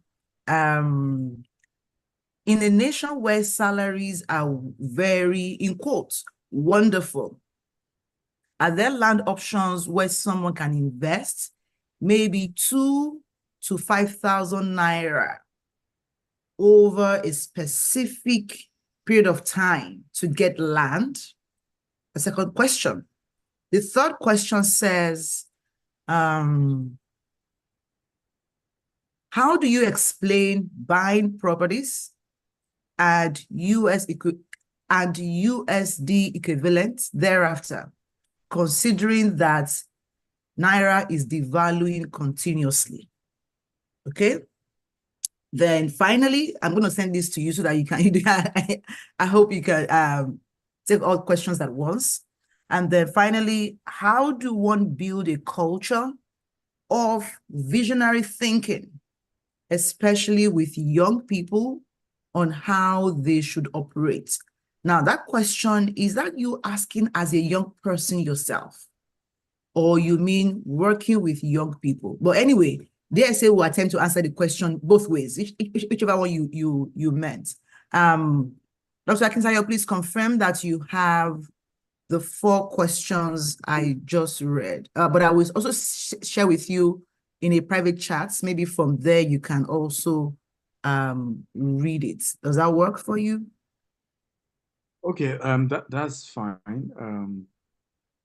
That was from, so yes, I think you've answered the first one. There's no money in the US. However, you can still lose money. Of course. Real estate in those places. There are risks everywhere in the world. They come in different shapes, different sizes, but risk is risk. Even in Dubai, I still have an issue of about 5 units, almost $1 million that, we haven't gotten either the property or the refund, right? So in Dubai. And that's why I tell people there are risks everywhere. Sometimes, people, again, we don't face the real issue. We just want to, assuming I'm in UK now, everything will be perfect. No. Assuming I'm in US now, everything will be perfect. No. A lizard in Nigeria will not become alligator in US. So you have to figure out how to become great where you are, again, from where thou art, right? And then you can go forward from there. So land banking, deeply appreciates. And then second one about how you can invest from $2 to $5 over a period of time. How possible is that? First of all, I keep saying this over and over again. Life is in phases, men are in sizes. Live your size pattern. Not living their size pattern is usually why they then lose everything and develop phobia, where they're even scared of taking any risk. Okay, 5,000 naira cannot get anybody a land anywhere in the world. Some of you, keep shouting the names of certain real estate companies up and down. Oh, they're scammers. We cannot trust them. But when they were asking you to pay 50,000 naira, you're a landlord.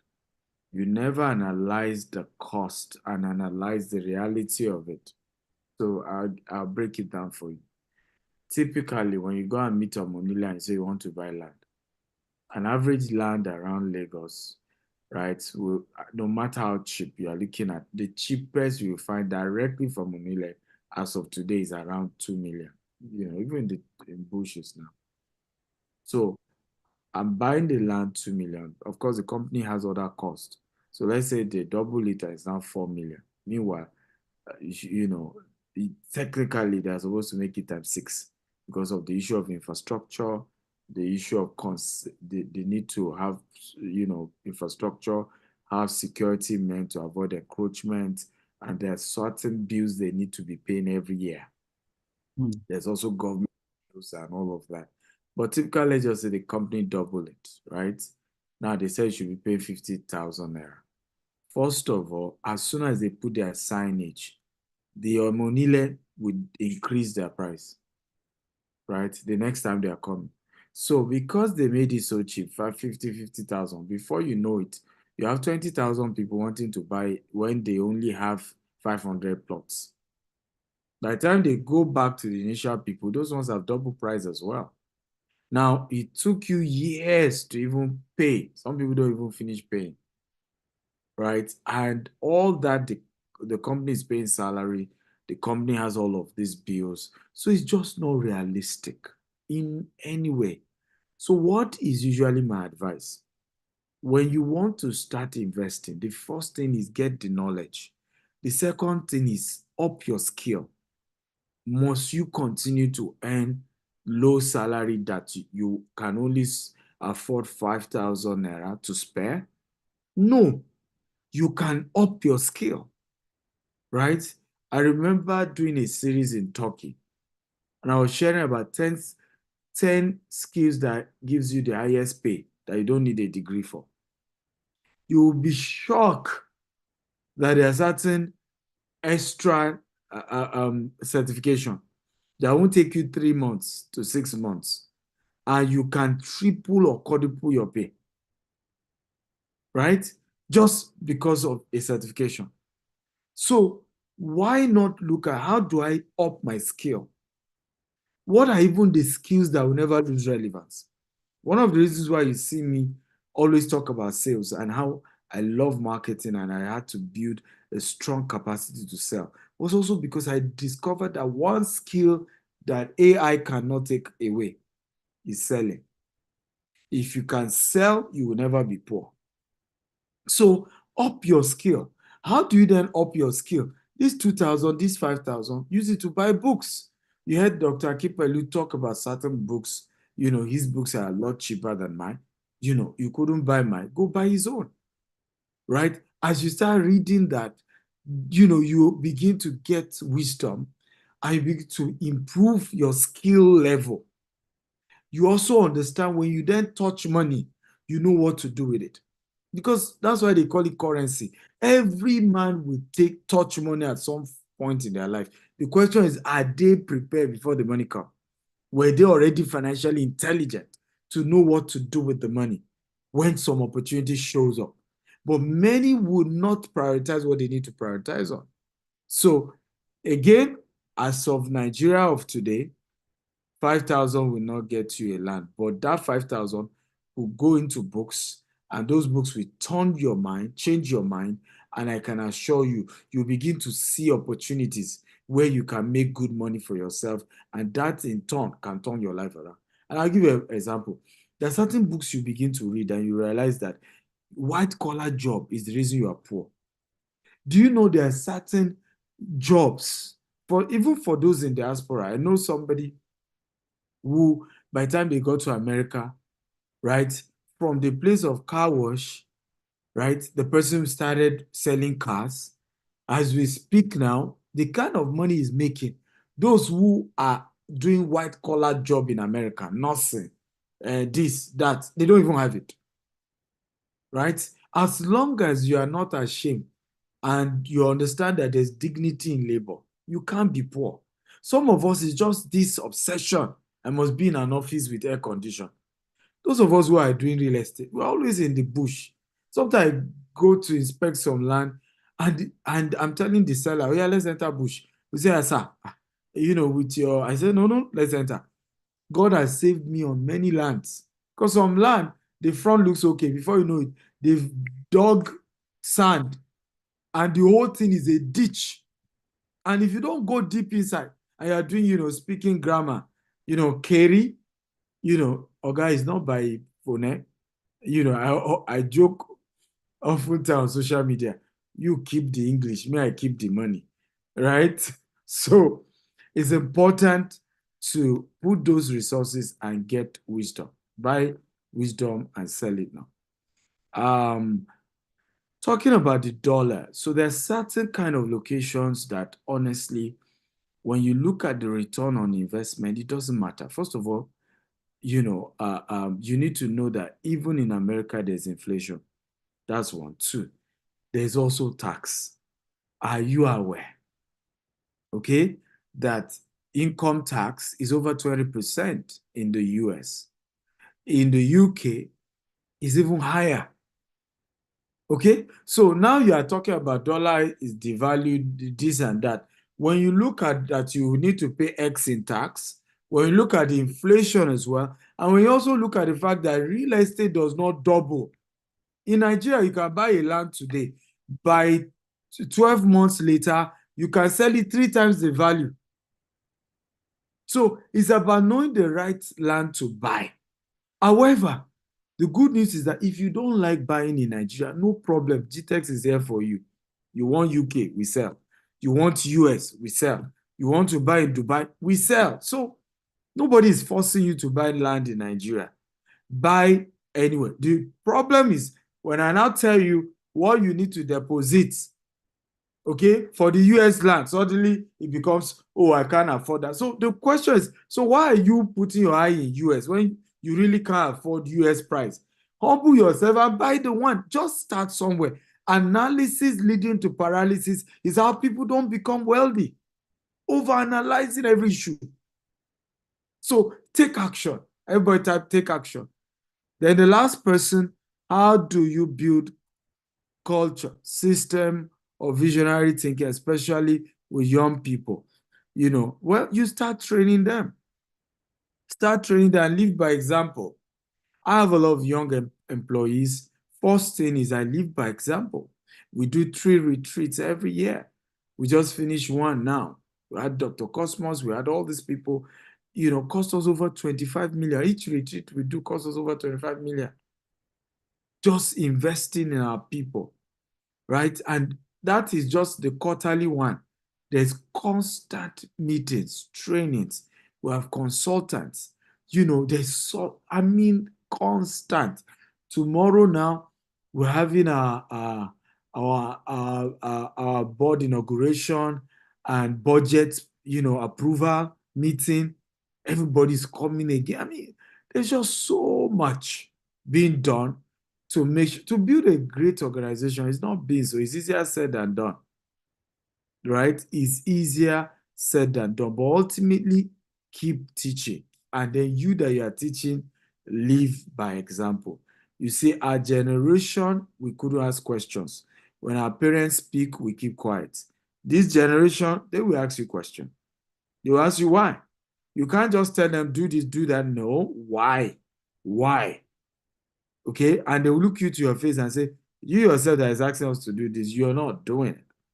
So that's the kind of generation. But when you are transparent, you're open, you're held accountable, you're holding yourself accountable as well, and you're living by example, they will learn. Now, it's not difficult to tell my employees to build a giving culture. right? Some of them watch what we did now, going to prison. They watch what we did, going to feed widows. They know. So if we are saying, hey, guys, you need to build a culture of giving, they can see their leader giving. So in their in their private life, they will gradually be able to pick up that culture. So when you teach what you do, the rest is easy. Thank you.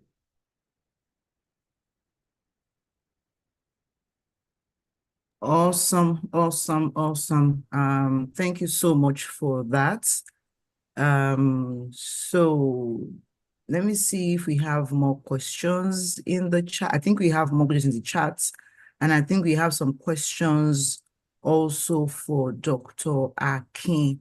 Okay, so I will look at the, yes, so someone says, is it advisable to sell lands acquired in Nigeria about 2 years ago because of the devaluation of Naira, or to keep them for the value to increase? I think that answer has been given already in the last message. Depends on where your property is, really. Someone says, to Dr. Akin, thank you so much, sir. Awesome. Okay.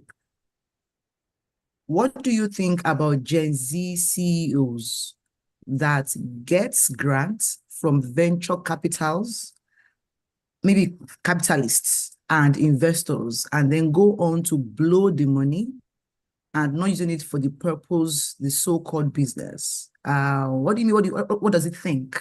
I think you know the answer to that question already. What he thinks is that it's not good. Don't do it. Stop it. Okay, please ask questions that you really, really need an answer to, not just something to be your lenujo, please. Let's respect people's times and their minds, okay? As a leader with an exemplary Christian character, what level or amount of evidence or results do you need to have achieved to be able to constantly put yourself and business out there to start getting clients? Okay. Daniel, I see your question. Who should we let to answer this question? Okay, let's Dr. Akin answer this question. Dr. Akin, I hope you can hear my question. Did you hear the question? No, please recapitulate on the question. Oh my goodness, Rika, what? Please save me. So the question says, as a leader with an exemplary Christian character, what level or amount of results or evidence do you need to have achieved to be able to confidently put yourself and business out there to start getting clients? You can also click on the Q&A button. You will be able to read the question from Daniel Chendo. Okay. Good, that's it. I think that if I get the question that you wrote out, it's important that you know that to get clients, you don't need to be a Christian. Not to now talk about being a spiritual leader. It's not something that you need. You see, the principles of business does not have to do with religion, does not have to do with whether you're a spiritual leader. And when your business, if you understand your business and you have capacity for what you are doing, I would tell you, put yourself out. Go for your clients. Go for the things. You see, I train a lot. I train for organizations. I think I train for close to about 7 tech companies. And it has nothing to do with my spiritual life. It has nothing to do with my standing with God. It has nothing to do with my Christianity. It has to do with capacity. It has to do with competence. So there's something called corporate capability. Once you have corporate capability, step out and get your clients. Go look for them, trade them, get all you can, and it has nothing to do with your spiritual life. I hope you understand that. Yes, thank you for sharing that. And I would also like to add this to it. If you are indeed of exemplary character, what you need to be able to get more confidence is for you to get more work done. So if there is an organization, there is a person who is doing what you would like to do, go over there or go over to them and volunteer your time. Give your time, give your expertise, give it your all for 6 months, for 1 year. If you are indeed good, they would retain you. You would have the job. If they don't, now you have proof. Now you have evidence to show that you can deliver, and then add that to your CV to go get a job somewhere else. I have people who have come to my organization. They come into my DM, Temi, I'm a copywriter, I'm a this. I say, okay, write the copies. You write the copy. So the guy goes to my existing sales pages, they rewrite it. Like, it's okay. I'm like, no, sorry. Go and learn more. Go and take more lessons. Go and know more, then come back. There's a guy that came into my DM like about 2 weeks ago. He's a writer. He said he's a Christian writer. No, anything you may be, you have a solution to offer me, bring it. This guy wrote me 3 emails. The emails he wrote, I'm like, what? So good. I only had to edit a few things in the examples he shared, and I emailed that, and I'm like, you know what? You get the job. This rest of the 2 weeks of January would be your tests. Then you'll be hired and get salary in February. That was how this guy got the job without me ever putting a job notice out there or even having to interview him. He got the job. So if you have the capacity, go and serve with the capacity, with those who are doing what you want to do, and then see how it goes. All right. So another question here says, okay, yeah. So his books, Dr. Akintayo's books can be gotten from anywhere in the world. The link has been shared on the group, on the chat. So please, admin, can you please repost the link to get DSA's book? Yeah, so that's the link there. People in the US are getting it. How much more you in Benin Republic, just neighbor to Nigeria there. Don't worry, you can get it. Someone said, what if you wish or long to invest in land property? You're not buoyant. Okay, that's been handled. Is buying from local seller good as well at your own risk? You can get it, but at your own risk. So avoid that risk by buying from properly documented developers, or landowners. Olaleke says, please kindly explain some few strategies to secure a land that you buy now and want to sell in the future without any land grabbers. Olaleke Agbola, please get the bundle, get the book on the Billionaire Land Banker. Get that book. All the strategies you need, they're in that book. Okay, I want us to use the time we have here to get something that is rich, that is not on Google or in the books, okay? Emmanuel Asombo says, I run a startup which focuses on training and empowering teenagers. I want to know, on the matter of transparency, what practical steps can I take as a business owner to demonstrate transparency in how incoming and outgoing funds are managed? Okay, Dr. Akin, do you want to take that? If I understand the question, the person runs stuff for teenagers and you want to transfer it. Yes. Okay. I think that's pretty simple. Number one, you can get somebody who can be in charge of the account. So I will first ask what they are doing with the teenagers. So have you fulfilled corporate governance? So Is it registered? Beautiful. If you tick that, open a bank account. Number two, when you open a bank account, now get somebody who can be in charge of it. If you are not in charge, if you can't find somebody who can be in charge of it, you can, for starters, start and get somebody else who works with you. You are presenting statements of account and you're showing those monthly to say, this is how far we've got, this is what we've spent, this is what we have done. You know, so I think that it's pretty easy. Go for corporate governance, then get somebody who can be there and try to always share statements for people to see. I think that's like a good way for it to be transferred. All righty, fantastic. So you heard it. Get someone else to handle the accounts and then let them also give reports. I also recommend that you want to have a board. Your company should not just be all about you. There should be people who you owe an explanation.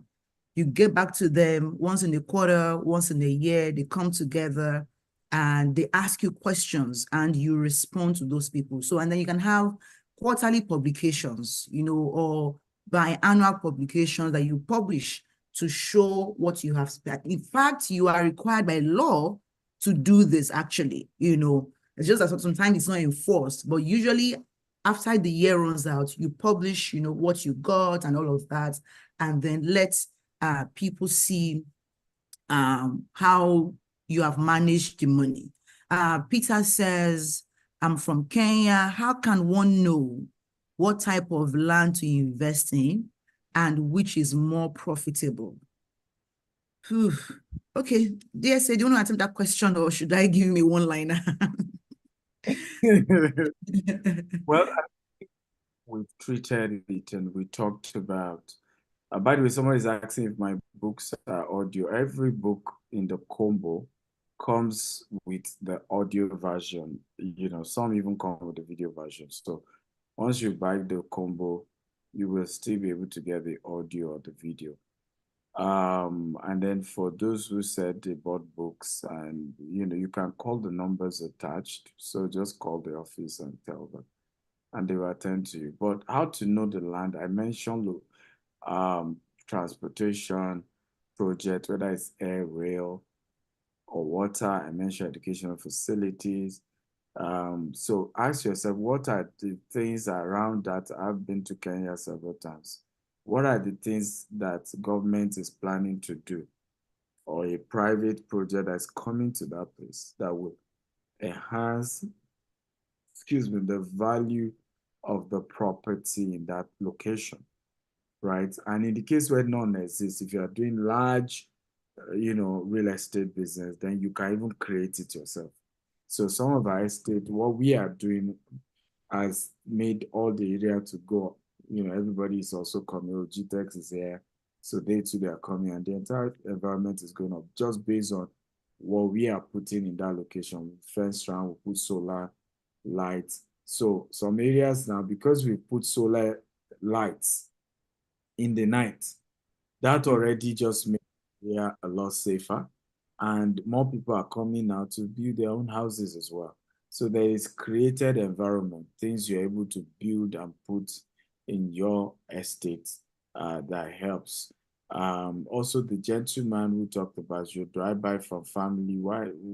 I mean, with all the money issue, with the ones I told you, I even went through. And then I think it's better to buy from a properly well-structured company that you can sue the company. Unlike you are buying from Babaluku, that before you know, they say Babaluku is dead and he has 7 wives and he had willed the land. In fact, the 3 wives are fighting the children. So you want to do business registered entity so that if there's an issue, you can sue the company. There's, and worst case, the court can say they should liquidate their assets and give you back your money. But make sure you are dealing with a credible organization, because usually the problem again is penny wise, pound foolish, and the cost of all looking for something cheaper, cheaper. I know people who have said GTEx is expensive. They got their hands burnt. They came back again to the same GTEx, but price has gone up, right? So always look for credible organization who have a name to protect, and you work with them. My first estate was an estate inside an estate because I knew I could face Omonile directly. It was at the point when I now wanted to start facing Omonile directly that I said, my eyes saw shaggy, but of course, over time, I built the capacity to handle that phase as well. But still, I had a lot of losses as well. Thank you so much. Somebody says, how can I do it, sir? I'm earning 78,000. Okay, I think we've already handled that question. If what you have is not big enough, you turn it into a seed. So you invest what you have now into developing yourself first, then a business. As you are growing yourself, your mind would grow to know what you can venture into. 70,000 naira is a lot, but if that's your total salary, that is, we have not even removed your rent, your transportation, your feeding, maybe you pay tuition and all of those things, then it becomes really small. So the first thing you want to do is invest in yourself. Take courses, buy books, right? By the time you buy the combo or the money-making combo out of your salary, you will know exactly what to venture into. Nobody here should live here and they are thinking, what? No. We have put all these things together in books. Read. You see, 2 days ago, I was just scrolling through, was it Facebook or something? And I saw this lady whose advert just popped up on my screen about speaking to corporates. I'm like, okay, interesting. So I joined her class. In the class, she mentioned the book, Speak Your Way to Cash. This one book is in Nigerian Naira, 34,000 Naira, one singular book, 34,000 Naira. And I'm like, okay, it's not about the book size or anything, but I know that when I read this book and I implement it, what I will get from it will be way more than what I paid for it. So this is me investing in myself. And the good thing again is that when I read these books, I also buy the book, the audio version on Audible. So as I'm reading, I'm also listening. It makes me read very fast. Right now, I'm rereading Alex Hormozzi's book. This one on authors, right? I bought this in hard copy. As I was doing that, if you open my Kindle right now, my Audible, I'm currently also listening at the same time reading the book. So this is when you want to achieve something, but you don't have enough in your hands. Turn what you have into a seed. It's just commonsensical, all right? So that's for that person who earns 78,000 naira. I hope that was helpful to you, but I'm trying to save us time here. Somebody says, how can one sustain wealth? I dare say, people who are wealthy in that sense are not asking this question. Okay, first, I would say build the wealth. Okay, build wealth. Starts from getting the income. As you are growing yourself, you're growing your money, you will, so first you make the money, you manage the money, and then you multiply the money. Once you've knocked off those three, you are able to sustain the wealth. And I want to recommend one resource you must take is the Billionaire Habits. That book will tell you categorically how the wealthy, how they sustain their wealth with their habits. It's not a one-time hit or a one-time wonder. Nope. You do it over time. And it's not just about, the wealth of just money. No, it's the wealth all around in your relationships, in your health. So read the book, The Billionaire Habits. That would knock off your question. And if you will go deeper in it. Thank you. Festus says, I just acquired a large expanse of land of over 1,000 acres. Do you recommend over 1K acre or over 1 acre? Because 1K sounds like, I'm not sure what that 1K is, like 1,000 acres. Okay, the question says, do you recommend engaging freelance marketers to employ marketers or employ marketers, considering we have spent already? I have an answer for you. Please, this question is a mentoring question. You can't get a one-size-fits-all answer, even though he would answer you, but I will tell you first. You want to sit with DSA, not just once, but over a period of time, because you would need his mind on that project. If you can acquire a 1 acre property, a 1,000 acres, this is not the place to be asking this question. You need to have a one-to-one mentoring session over 6 months or even 1 year of being on the project. But all the same, I'll let DSA to, talk about, to respond to your question. Well, so there's no one strategy fits all. I think you need both. You need to have independent marketers. You need to also employ in-house marketers. And you see, here's the mistake many entrepreneurs make. We focus all our energy on the product, right, without the market. Smart entrepreneurs get the market before the product. And this is where we miss it. This is why many of us are struggling in life and business. You can see, okay, I'll give you an example. How many of you use Apple phone, right? Do you know how much Apple make from people who just pre-order before the phone is even produced? Right? And certain categories of Apple phones are not done in large quantities, like the one with 1 terabyte and above. They make it smaller. And sometimes you go to their store, they say, okay, well, pre-book, and then give us another 2 weeks, we'll ship it to your address.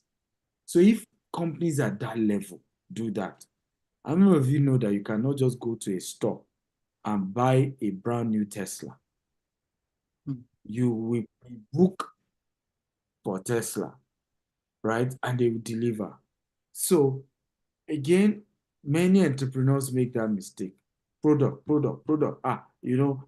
And that's why many of us end up doing poorly, right? Because our focus is just on product. You see people say, capital for the business. Okay, no matter how rich you are, you will still need money to scale the business. How come a Dangote, called the richest man, borrowed from all the banks in Nigeria to build 1 refinery? Borrowed to the teeth, borrowed to the point of being investigated about how he has emptied all the dollar in CBN. And they were all happy to borrow, to lend him. Oh, I don't get how you feel that, if I lose this small money with me, then there's no business. No, we trade with wisdom. We trade with experience. Our businesses grow, not with cash of our own. Is with the exposure, the experience, the credibility, and then cash start chasing us. Everybody will be disturbing with their money if you have built the capacity that is required. So for you to sell 1,000 acre, my brother, it's not base. It's not base. So Temi is absolutely right. You need more than one-on-one session, sir. 1,000. But from me to you, I want to say congratulations on that very amazing feat that you have accomplished. But like DSA will say that I think the Bible says that if you want to no, it's not who is that guy now? One of this Greek philosophers. This guy was quoting him yesterday. He said, if you give me 5 hours to cut down a tree, he said, I will spend the first 3 hours sharpening my axe. So you have gone ahead now to acquire this property. Now it's time to really go full on the project. I want to recommend that you spend even some considerable amounts of money to educate yourself on how not to lose the money. Thank you, if it's Abraham Lincoln that said so. And then DSA would also say that he will not go into any business where there is no knowledge for him to learn how to do the business, or where there is no mentor that is able to guide him, and he's shameless about investing in his mentoring relationship. Somebody knows something, he tells you how much I want to pay. There's no shame in your game. It does not mean that you are less qualified or you are stupid. No, it shows you are wise. You are not willing to lose money a second time or a next time. So you learn from other people's mistakes. Okay. So well done, Festus. Congratulations. Odunayo says, please, Dr. Akin, how can an organization change its culture? And Dr. Akin, please, can you just reply with the name of your book that addressed this question? Because organizational change is like a full masterclass in Harvard. And I think it's actually a course program talking about changing your organization. So if you have a book that addresses this, Dr. Akin, I would love for your team to please put it in the chat so that this person can get that book and learn from there. Okay, so Oyewale says, Sam Altman was able to visit and discuss with the innovator approach. Elon Musk, we don't have detailed agreeing, all of that. People are actually, okay. After creating a team and starting the development of the project, I have been able to carry a further step. Also tried reaching Dr. Stephen as well, even sent messages, but it didn't work out. And I'm very sure this is an idea. What do I do, please? Are you trying to pitch your idea? If yes, I recommend you send an email. So team, can you please drop an email so that this person knows where to send to pitch their idea? Maybe they want a grant or something. An open AI idea. Okay. Okay, please send an email. If you have an idea, you're trying to create a project, you're trying to pitch to us, okay, Oyewale? Someone says, can I have the audio version? Okay, that's been attended. Please, sir, is it advisable to start land banking in locations like the north central part of Nigeria, Makurdi, in Benin State, to be precise? I think you should use, I recommend you use the yardstick that Dr. Akintayo taught earlier on to make your decision. It's not a matter of where is it? Is it in Lagos, Abuja, anywhere? Does it fit the criteria of what you should buy and keep? Again, we recommend you get the book, The Billionaire Land Banking. Okay, get that book. Abayomi says, for the first timer with $50,000, what do you advise, sir? Buy multiple lands or invest through GVest? Please invest through GVest. Come to Katie. 50K is okay. I'll let Desi answer that question. Desi, please, go on. Temi wants you to come to Katie. I think it depends on you, really. It depends on what exactly you're trying to do. Some people, for example, don't want the headache of ownership. They just want to put their money into something and just be getting a regular return.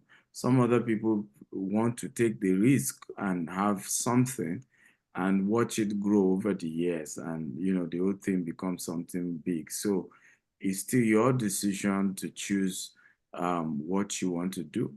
In some cases, for some other people, they decide to diversify and say, okay, I'll do some land banking, I'll do some GVest investment, and just do the two. So the decision is still yours.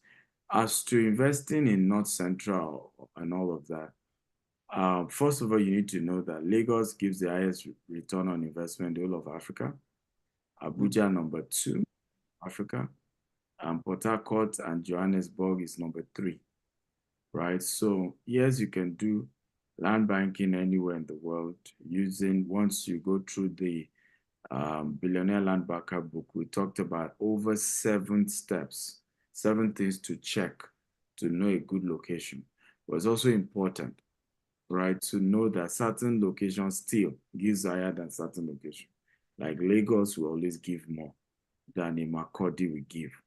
So again, if you are in Makurdi and you cannot do the business in Lagos, well, why not? You can choose that decision. It's up to you. But if it's something you can do, start with Lagos. I mean, I'm not from Lagos, and I have my largest investment in Lagos. I don't even have a plot of land in my village. I may do it later, but my focus for now is, where do I get the highest return on investment first, right? As I build wealth properly, then I can now go back to my village and show all of them that they have a very successful son, which is what most of them. But first thing first, try to build, it well. I think we need to wrap up. We want to announce the winner of the grant. But I want to thank Pastor Akin Akinpelu. Come on, let me celebrate him for that powerful session. He looks tired, and I'm not even sure he's in Lagos, right? So you must have gone through a lot to just be here with us tonight. I hope you were really blessed. If you were blessed, just type, "Thank you, Pastor Akin, for that session." Remember to get his books. He has some fantastic, amazing, and his insight is deep. Honestly, I think you want to read Pastor Akin's book, right? This man grew up. He didn't jump up. He grew up. So his insight is very deep. Thank you one more time, Pastor Akin. Thank you. Tomorrow. Thank you very much, dear sir. Such a great time with you. I'm always excited. Thank you. You know I love you. Thank you. Same here, man of God. Thank you. I hope you are coming on Sunday for my birthday. I hope my team has reached out. Yeah, so they've reached out. We'll talk in camera. Okay, no problem. Thank you. So looking forward. Thank you. So guys, tomorrow we're having Reverend Sam Adeyemi. We're having myself. We're having Jamie Pajoel. We're having Dr. Fo. So you don't want to miss tomorrow. It's gonna be very, very hot. Hot. On Saturday, we are having Vusi from South Africa. We're having Pastor Lanre Oluseye. Oh, if you have never listened to Pastor Lanre, you want to listen to him. Very, very deep, great man. On Saturday. You don't want to miss Saturday for anything in the world, I can assure you. We have Action Jackson. He anchored, but you didn't listen to him. He's loaded. Myself as well, I'll be speaking all the rest of the days as well. So don't miss it for anything in the world. Remember to join the community. I think we need to give a new link for the group because we have over 1,000 people in the community now. So I think they should have a new link for the community.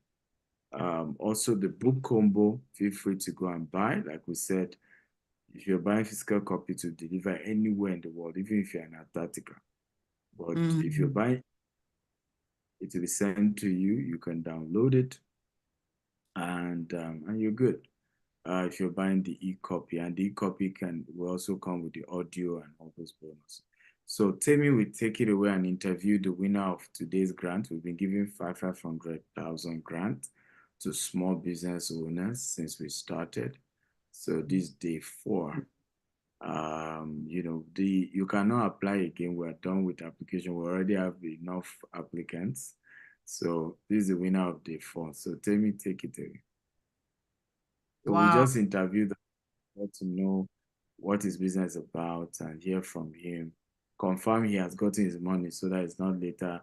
They said they were doing grant. I didn't get the money because he should have gotten a lot. Okay, so who are they? Where are they? Is admin bringing them up? He's already here, John Paul or something. You can mute yourself. Okay, John Paul, please unmute yourself.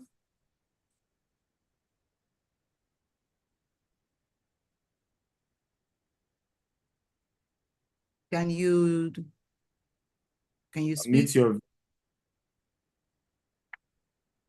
Let's see your video. Let's see your face. Are you real? Or is it audio? Is the money audio? Is it real? Let's see your face. And we can't hear you as well.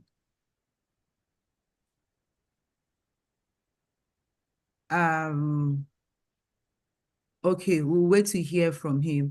So somebody asked for details on how to get on the coaching for one-on-one coaching. Please email us. I think that was Mr. Festus. Please email us ea@stevenakintayo.com. ea@stevenakintayo.com. Okay, email us so that we can send you further details. So just email and say, I would like a one-on-one mentorship with Dr. Akintayo, right? And with that, we would respond to you on your next steps, all right? You can choose to go on the 1-year mentorship. Sorry?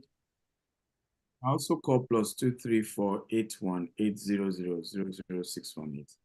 The number was just sent now. Plus okay. 1-234-818-000618. Plus 1-234-818-00000618. Again, where is the winner of the grant? IT, what's going on with? I think the guy is having issues coming on because he went on and came back again. He's currently here, but his video is off. His audio is also not talking. John Paul Uva. That's the first time that is happening. What's going on, John Paul?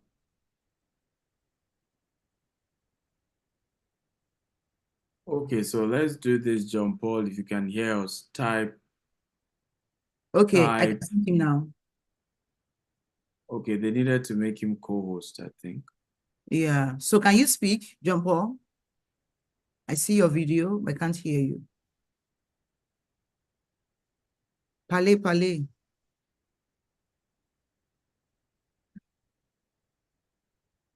You are frozen. I think maybe it's his network, because right now he's frozen. Can you please spotlight him so others can see him? Okay, I can do that. Oh, he's out. Out again. He's out again.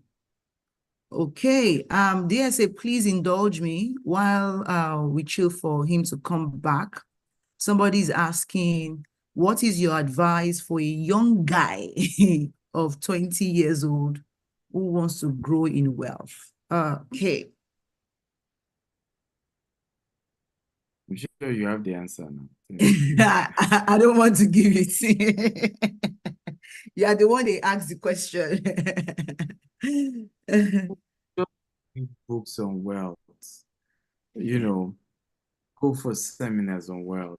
You grow up in this kingdom. You don't jump up. You grow up.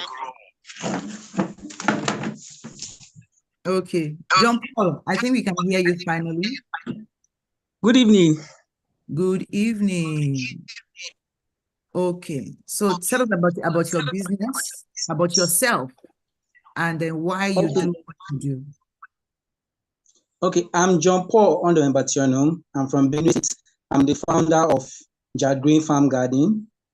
Jad Green Farm Garden is primarily focused on growing of live pigs, and also we wanted to localize production of live pig because there's a lot of gap that is prevalent in of pork meat in Benue and especially in our developing countries. So we actually breed live pigs and also butcher and also sell pork meat, and we package them so that it will increase customer acceptability and also increase the shelf life of this meat, just like how we do for frozen chickens and other meats.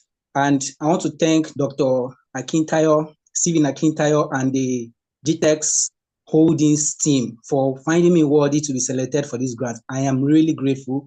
I'm going to use this grant to be able to invest into buying of refrigerator and also some butcher tables so that it will help us to be able to butcher and package our meat in the best hygienic method possible so that we'll try to eliminate the possibility of contamination in our distribution system. Thank you very much. Thank you for finding me worthy. Okay, I received 500,000 naira. You have received it, not the promise of it, but you have it. Yes, I have it in my account. Okay, that's good to know. So share with us, why did you start the Jack Green Farms? Okay, I started Jack Green Farms because I saw that, especially when I was in my university days, I discovered that there was a lot of shift from beef meat because beef meat was not consumed much in the state where I was studying, which is Benue State and my state of origin. And I discovered that in every restaurant you go to, they actually have beef at the top main list. And most of the persons who actually sell this beef will import pigs. So there were not much commercial breeding of pigs in the States. They are done at a subsistence level. So I keyed into that idea to make sure that I breed this pig and bring it to the biggest commercial level possible. All right, that makes sense. So currently, how many people are in your team? For now, we have 3 persons who are me and my co-founder Emmanuel Bonilo, and then I have a mentor who is a lecturer in the University of Agriculture, so that teaches plant and animal science, and also have 2 persons who assist in the farm. Okay, so we can safely assume that with this grant, you'll be able to do more because already you are doing something. Is that correct? Yes. All right. So what's your last words to GTEx primarily, and then other people who may be trying to get into this same industry that you are in currently? Okay. I am so much blessed by this program because I had the idea, but the push was there. The push was there, but this program actually brought more light to me, and it is something I want to thank. And also for those who want to come into this industry, the market can never be exhausted. It is a large market. I've studied about it. Discovered that the market size is very large.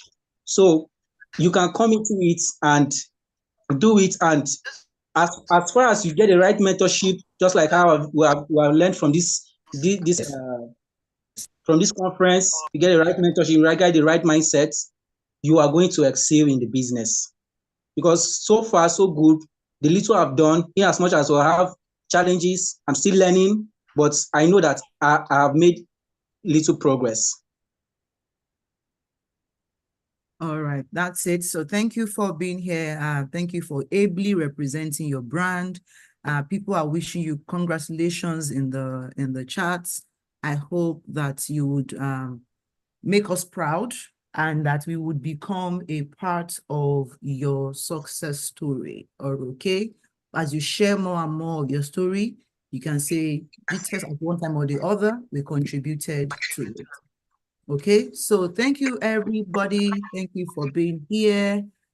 So we want to say that's the end from us to you for now. Console, you can take it up from here. So take care, everyone. Remember to share about the today's session, what you learned, what you'll be doing. Use the hashtag and join us tomorrow morning. Okay? Thank you so much, everyone. Have a good evening. Bye.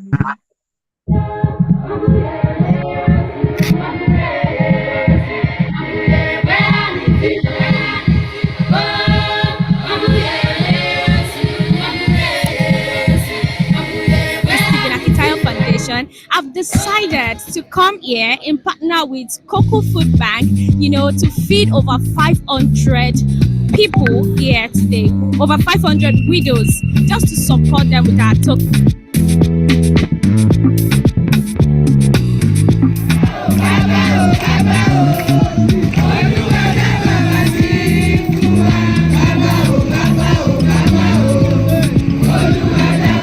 Spirit of Dr. Stephen's birthday. So all thanks to God for keeping Dr. Stephen alive till today and for supporting him today. So we decided to just, give back to the community and support them with our token. I thank Dr. Stephen Akintayo for the widows, the widowers, the non-widows who are here today. We really appreciate, and I say thank you to every one of my family. I do I want to make sure one more time while I'm here. Ọkọjá ìdílé ọ̀nà ṣe fún wa lọ́kọ̀ ṣàánú àwọn olùwàmọ̀ sílẹ̀dì ìṣẹ̀yẹ́ wa níbi orúkọ Jésù.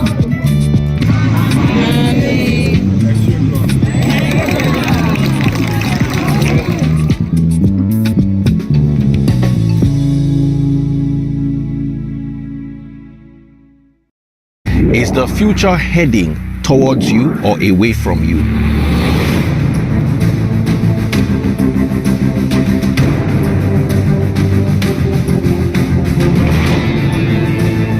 Hi guys, I'm Daddy Freeze. Welcome to Sadios City Ekpe as we allocate to our smart investors some of the properties here. Let's go and check it out. For our commercial units or commercial areas, we'll be having a golf range over here. We'll be having a mall, right? It will be having office spaces for those that want to actually rent. We also have what we call a GTEX hub, which is like a basic hub where people can go work from home, have access to the internet, have access to more like a team bonding experience over here. We have residential plots that we're selling. We call our plots service plots. Farming is also important. You can see this here. We're having a lot in this area, including wildlife. And this estate is perfect for land banking. If you are yourself an investor, this is an opportunity. I think our CEO of GTEX Land would offer some more details. All right, for those of you that might want to take advantage of today's offer, per plot is 10 million naira on outright payment. An installment is 20 million naira with an initial deposit of 5 million naira. You can spread your balance for 3 to 6 months, right? And also for my smart investors who want to buy mini estate, that is 6 plots, you can get per plot for 7.5 million naira, which gives you a total sum of 45 million naira. Plots have already been allocated. Are you interested? Or do you think you could even do better than that? The choice remains yours. Where do you want to bank? In the future or in the past? Think about it. Something really exciting is happening this weekend. 27th of January 2024, we will be live in our Sadios Estate Ekpe. For those that have also passed from us before, you are invited for this inspection. And if you want to buy from us now, you are also invited. And also, if you like to sell for us, you are also invited. Exactly. Guess what? It's going to be fun and exciting. Exactly. Why? We'll have indoor games like chess, Monopoly, Scrabble, Ludo. We also have an MC to keep the place exciting. There will also be refreshment. For the pickup location, there will be a standby bus in our office here in Omole. And if you are driving, that will be awesome. To join us in any of these pickup locations, send inspection to the number showing below. Remember, just as Joe has said here, it's going to be fun. See you on Saturday. Bye-bye.